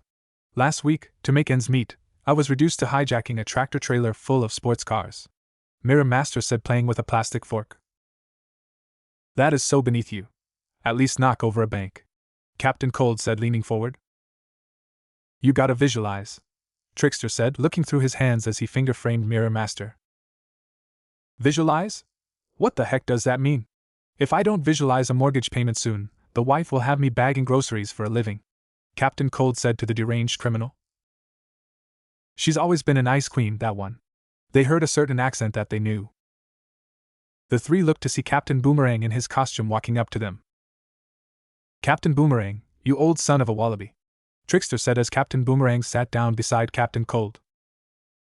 Mirror Master, Captain Cold. Does me good to see the old faces, even the Trickster, Captain Boomerang said as he joined them in the booth by Captain Cold. We heard you were out early, Cold said with a smirk as seeing the one that Boomerang had of his own. Time off for good behavior, you might say. I cut me a good deal, got my sentence down to 5 years, and now they tell me I'm reformed, Boomerang sarcastically said. Reformed? The man who robbed an entire fleet of armored cars in a month? Mirror Master scoffed, knowing that was far from the truth. Now that was a crime, Boomerang said in nostalgia, but had a hint of bitterness in his voice. Yeah, too bad the Flash busted you and you didn't get the chance to spend a dime of it, Mirror Master said in mocking manner. Captain Boomerang fumed internally before smirking at him with his own comeback. Well, at least he didn't make me eat my own laser kaleidoscope, he rebuffed, with Mirror Master immediately denying with exasperation in his visage. That's a rumor, a complete exaggeration. And anyway, it was a laser pistol, Mirror Master corrected, though he was very bitter about that particular time. It's like that time I stole an entire train while it was moving. The way people tell it, you'd think the Flash shoved the cold gun. You know, I've had him on the ropes too, Trickster interrupted, but got a scoff from Mirror Master. Yeah, that's the way I heard it, he said sarcastically while Trickster looked annoyed at being looked down on. So, we're the hardest men in town, the waiter interrupted by coughing out loud, and they looked up to see she was ready for them to order. What'll it be, boys? She asked, ready to take their orders. Arnold Palmer, cherry cola, decaf soy latte, milk, they said at the same time, and looked at Captain Cold at his strange order. He saw the looks he was getting and gave a reason. My ulcer's been acting up, Captain said lamely, though no one said anything much to his relief as she quickly wrote their drinks down and left. The hardest men in town, and we all have something in common, Mirror Master said with certainty. Bilateral symmetry, Trickster said as he had a straw in his mouth before blowing the cover off it, much to everyone's annoyance. He noticed this and looked down at the table. We'd all be living like kings if it weren't for the Flash, Mirror Master said, with the others agreeing with him. Don't tell me. I'll say. Yeah, was their responses as the orange villain continued. The Flash has put each of us away at one time or another. He's interfered with our livelihoods, and to complete the insult, the city has honored this Batinsky with a museum. He pulled out a newspaper and threw it on the table for the others to see, and there it was on the headlines. Flash Museum opens tomorrow. They read, and it annoyed them greatly at what was happening. Tomorrow is supposed to be the biggest day in the Flash's life. I say we make it his last, Mirror Master suggested as he stabbed the picture of him, as they nodded in agreement, as smirks started appearing on their faces and began making preparations and plans for the speedster. Unknown to anyone with what the villains were planning, Naruto had just arrived in Central City. He'd been asked by Wally to come to celebrate the opening of the Flash Museum, much to his amusement at the prospect. He knew Wally deserved to be hailed as a hero with everything he did for the city and its people, but he thought it was a little much to his amusement anyway. Over the last couple of weeks, not a lot had changed for Naruto in his life. He'd stayed under the radar for the most part, keeping himself out of the hero life if he could help it. He was still having nightmares, but they weren't as bad as they had been at first, thanks to having some help from Dinah, who acted as a psychologist for him since she was a certified therapist. He had been told to have 2 sessions a week with her, and it took the efforts of Kara, Mari, Shara, Diana, and Oliver for him to accept it, otherwise they'd drag him in themselves. After that he went willingly, though when others heard about it they got a good laugh out of it, knowing that if it came to it, they'd drag him in by force. He had arrived at a hotel and made his way to where he could see were employees of the hotel and walked up to the counter. It was a man and a woman, with the latter noticing his approach and smiled at him. Hello, welcome to Central Inn, how can I help you today? She asked, and her smile widened when she saw him checking her out. I'd like to book a room while I'm here in Central City. Naruto told her, who nodded and began typing into the computer. And how long do you plan on staying with us for? She asked him, not taking her eyes off the computer. 3 days. Naruto said, and she nodded and continued her work until she managed to get a selection of rooms that were available. She gave him his options and prices so that he could choose him. Once he thought it over, he made his choices on what room he wanted. Once he was given the key and paid for his time to be there, he thanked her for the help and took his leave with a bag over his shoulder that had some clothes. He was able to get settled into his room when he felt his pocket vibrate. Reaching into his pocket, he pulled his phone out to see that Wally had been the one to text him. Meet me at the Central City PD. I'm just about done for the day. He read and nodded before sending him a quick text telling him that he would be there in a few minutes. Once it was sent, he finished checking over the room before he walked out of his room, locking it and leaving to meet with Wally. When he was outside, he looked around to make sure no one was around. He activated his Sharingan and began vanishing in a swirling vortex. This was the Kamui, one of Manjiku's abilities that he had obtained. Nearby Central City PD. Naruto reappeared in the same manner as before and was glad that there wasn't anyone nearby to notice his strange way of appearing. It wouldn't have done any good if he suddenly appeared out of nowhere. It would bring a lot of strange questions to him.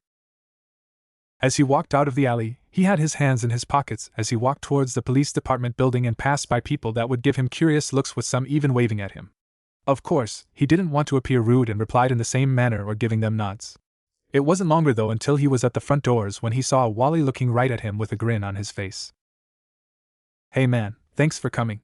Wally told him, and before Naruto could say anything, he brought his hand up to his ear, a smirk appearing on his face. Watchtower, table for 2. Wait, where are we go? Before he could finish, they were both covered in beams of light, and when the light disappeared, they were nowhere to be seen. Naruto opened his eyes and saw that he was no longer in Central City, but was somewhere else entirely. He recognized where he was at though, and he was surprised and yet confused on why he was there since he wasn't a member of the League. They were at the Watchtower, and he looked at Wally, who had already started walking ahead. Come on, Flash said as he motioned for him to follow, and he did just that as they stepped onto an elevator. What are we doing here? I'm not part of the League anymore. Naruto questioned his friend with a frown. Just wanting to ask if anyone that's here wants to go with us to the opening of the Flash ceremony. Flash said to Naruto, who nodded as they exited the elevator, passing by several heroes who waved at Flash and gave Naruto curious looks, while others nodded to him, who returned the gesture and looked embarrassed from the attention he was getting, much to Flash's amusement, who snickered at his friend's dilemma. Naruto glared at him, but did nothing else. Naruto. They heard a familiar voice and looked ahead to see Fire was standing there along with the woman from a few weeks ago when he was at the Hall of Justice with her. Fire. Good to see you again. Naruto smiled at her and looked at the other woman. I'm sorry, I don't think we've met. He offered his hand to her, and she took the gesture and nodded to him. Name's Ice. I saw you at the Hall of Justice with Hawkgirl and Flash. Ice told him, who nodded. What brings you here? Not that we're complaining, but normally only League members are allowed in the Watchtower.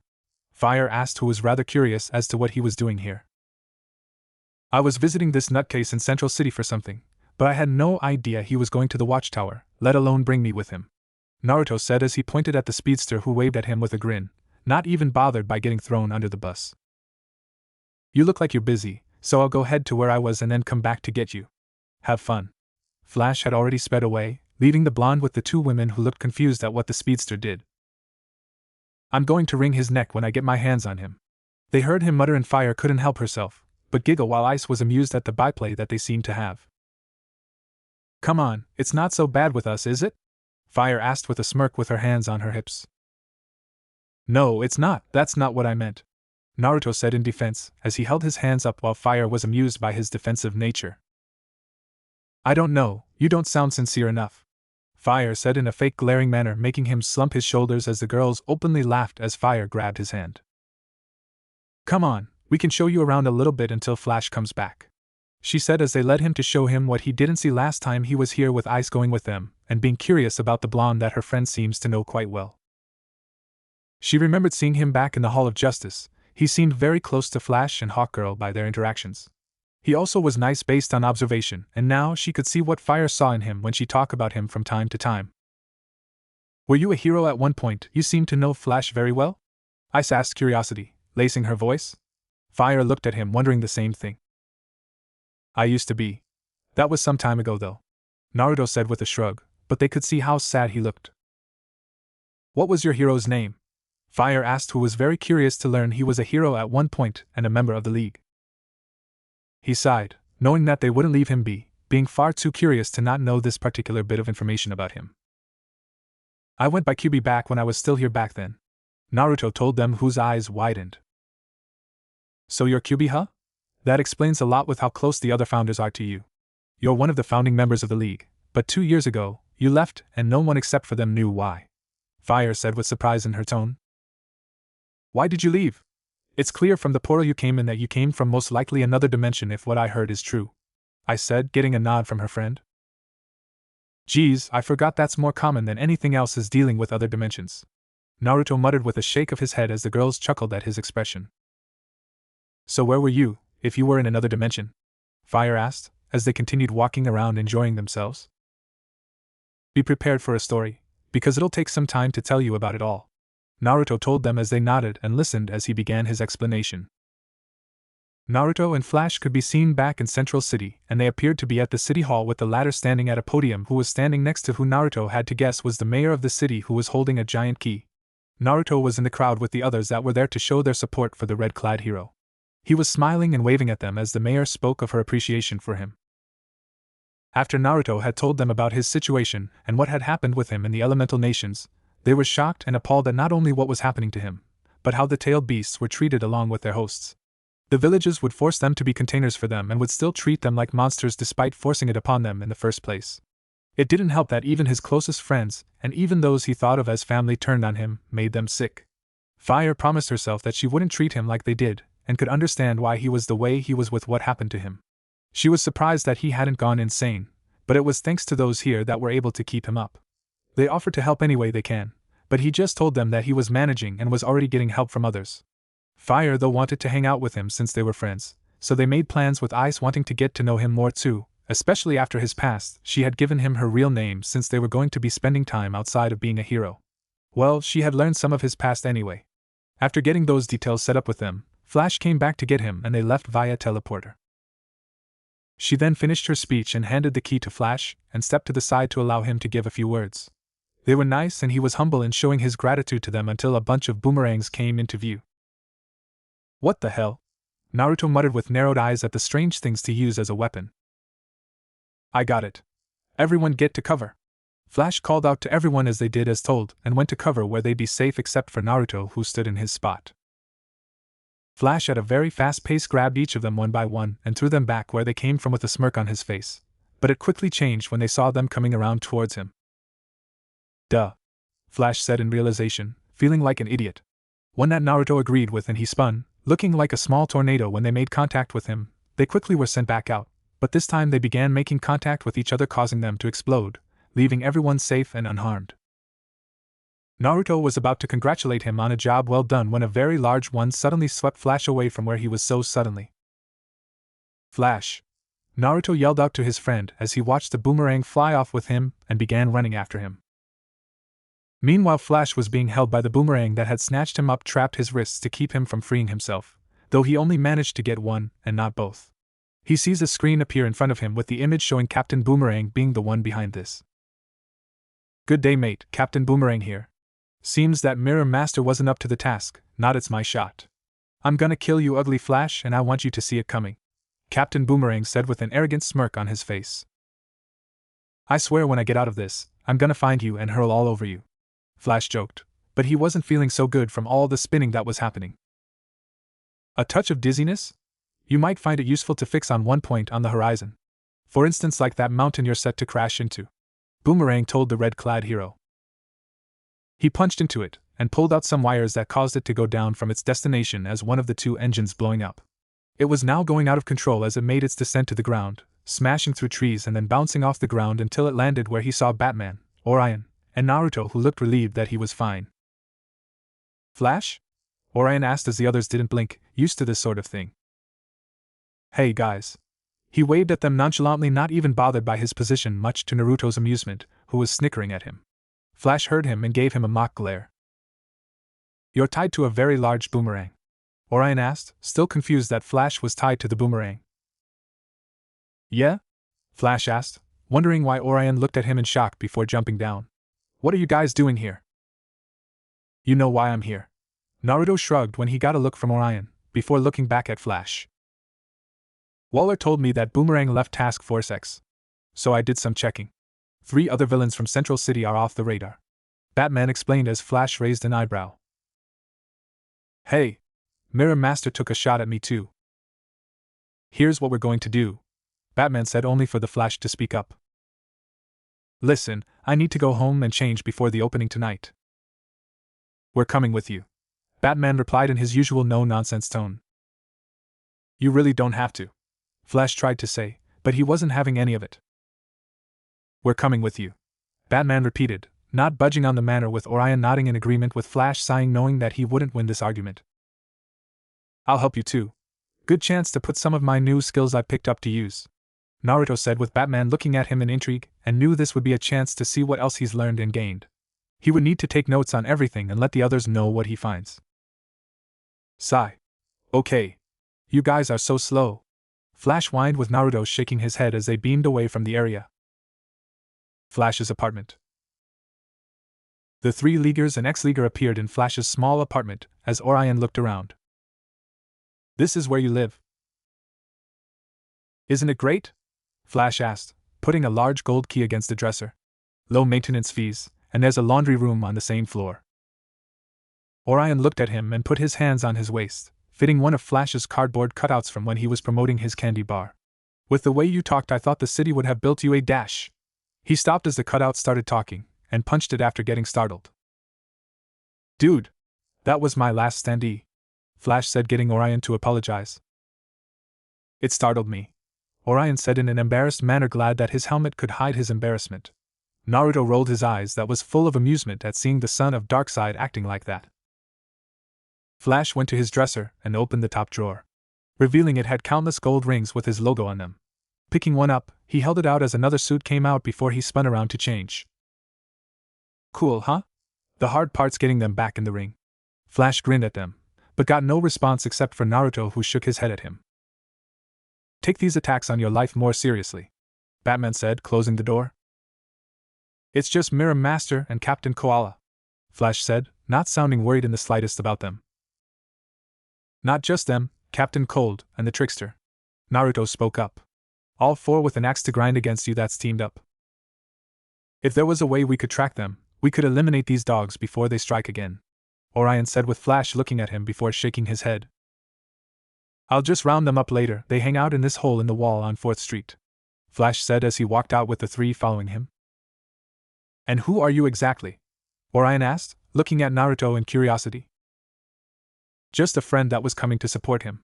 He surprised me earlier by bringing me to the Watchtower even though I'm not a member of the League anymore, Naruto said, with Batman giving the Flash a look.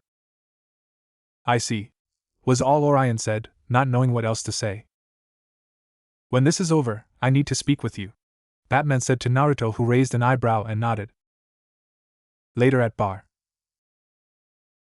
The 4 heroes walked into the bar, having all but the Trickster, who was talking to himself, run out. I mean, what's so special about a disco of death? Heck with them. I'm an artist. They're just robbing banks. Captain Cold, Captain Boomerang probably would have gone for it if I was a captain. Ahem.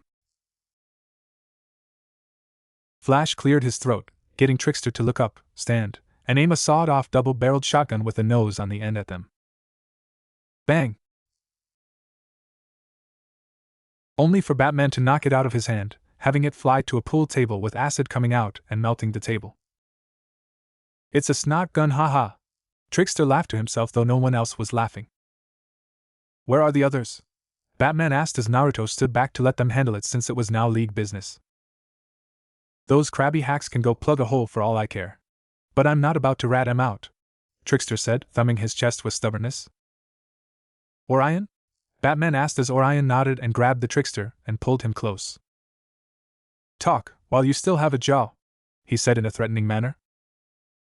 Only for the Flash to get in between them, and had Trickster placed back down. Hey, would you guys please take it down a notch? Let me handle this, he said as he leads Trickster back to the bar and sits with him. James, you're off your meds, aren't you? Better off without em. Take em if I start feeling down, Trickster said as the speedster looked at him with disappointment. You know that's not how the medicine works. You're not well. The red-clad hero scolded lightly, though made sure it wouldn't anger him. I'm fine. You want to throw some darts? Trickster asked, getting Flash to sigh. No. Listen, James. You're wearing the suit again, Flash told the man who looked surprised. I am? Trickster asks as he examines his clothing. Well, what do you know? Here's the deal, buddy. Tell me where those guys went, and I'll come see you in the hospital. We'll play darts. The soft kind. Flash ended with a smile, with the trickster perking up with a grin on his face. Okay, they're gonna ambush you at the Flash Museum, Trickster told him, no longer wanting to help the others. See? That's all we needed. Flash then got up to leave with Batman, Batgirl, Naruto, and Orion. Come on, we better get over there. What about your enemy? Orion asks. Oh, right, Flash said before looking to the trickster. Dude, soon as you finish your drink, turn yourself in. Trickster then raised his mug. Got me again, Flash. At least now you know where they'll be, Naruto said as they nodded. You know you're going to have to help since you're aware of this, right? Batman asked with a smirk as he nodded to the Dark Knight, though it was with great reluctance.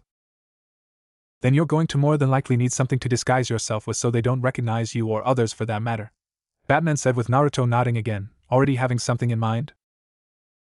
Yeah, I know, and I have an idea too, Naruto told them, with them looking at him in curiosity, but didn't say anything else. Later, Flash's museum. The two Leaguers were keeping watch outside as the Flash was inside with Naruto, who had changed his appearance to the one that he had when he fought Metallo a while ago, giving autographs. When Batman and Flash saw his disguise, they looked at him in surprise, since he looked exactly like the guy that Steel and Kara had described. Even the eyes were the same, being green until they changed to purple with rings. They would speak with him though when this was over. Central City builds statues to this fool, who makes bad jokes, and concerns himself with pitiful men like the trickster. I don't understand. Orion eyed flying to Flash's statue with a look of disdain on his face. No, you don't, Batman agreed as he continued his patrol. On the inside, Naruto was off to the side enjoying the museum while also keeping an eye out for anything out of place. He had to admit, though, that the people had done a great job with this place, and showed that they were really grateful to Flash for all the work he does to keep them safe. He could see that he was enjoying himself and giving out autographs to those that wanted one. He did, however, have a smirk on his face when one of the reporters was flirting with him, though he went right over the speedster's head, much to his amusement, and some guilt seeing her attempts not working. It wasn't long, though, when the reporter, after trying to speak with him, when the villains made their move by coming out of the reporter's handheld makeup kit that had a small mirror on the inside. Thanks, miss, we'll take it from here, Captain Boomerang said as they all smirked at the surprised Flash, with Naruto narrowing his eyes at their arrival, having forgotten to check the people and their items that could have mirrors on them. Flash took a few steps back, with Naruto making his way towards them, though they didn't seem to notice him yet, being fixated on their enemy. If we aren't taking turns, let's at least see who can hurt him the worst, Mirror Master said as the others grinned at the idea, but were cut off when they heard an unexpected voice. Bansho Tenon Universal Pull. Mirror Master felt himself being pulled by something, and when he saw where he was going, it was towards a young man he hadn't seen before. He shot mirrors at him with his guns, but the man dodged them with ease, and in the next moment, he felt his jaw being hit by him. Naruto had punched him in the jaw that sent him crashing into one of the displays. Who the hell is this guy? Captain Boomerang asked, startled at the appearance of him, having not expected the Flash to have backup. Who cares, just get him as well. It must be one of the Flash's friends, Captain Cold told him, who only grunted in annoyance, but did as told as the fight began. Batman and Orion had heard the screams coming from inside and made their way in. When they arrived, they saw that one of them was already knocked out, with the other two fighting them. Batman threw one of his batarangs at Cold and knocked one of his guns out of his hands. He shouted at the unexpected loss of one of his guns and fired at the two who jumped to the side to avoid the beam of ice.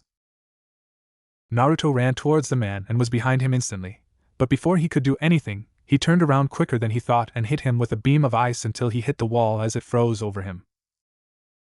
He smirked at the finished man and looked over towards the others and saw that Boomerang was down and unconscious, leaving him the last one left, and knew he needed to get the Flash if he did anything, so he fired his gun at the speedster, who avoided the blast with his high speeds. While he was trying to hit the Flash, the wall of ice that had Naruto frozen and started melting until it revealed that Naruto was using his steam to get himself out. He exploded once he was free enough and was out of the ice with steam rolling off of his body. He sighed and looked on as Flash had punched Captain Cold in the face, knocking him out, being the last one with the other two already tied up and restrained. Later, the police took the criminals away as Orion turned to the Flash after talking with the news people.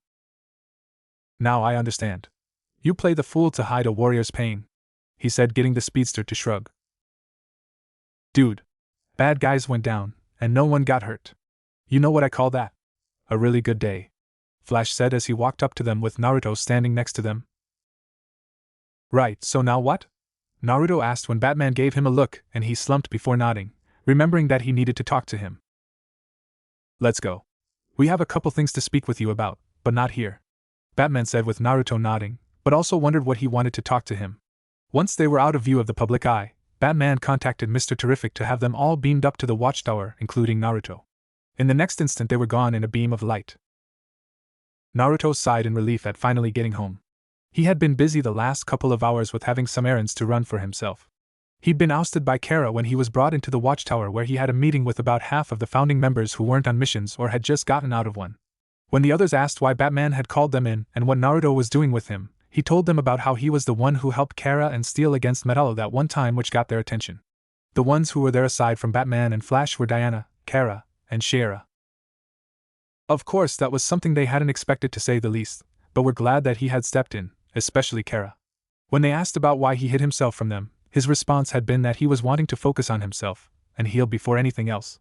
They understood, and when they asked about the black rod and the gravity attack, he revealed just enough to satisfy them that it was due to his eyes, which he explained that it was the Rinnegan that allowed him the ability to do those things, but how it was only the mere basics of them. That certainly made them curious about what else they were capable of, but not even he didn't even know the full potential of them yet, so they left it at that.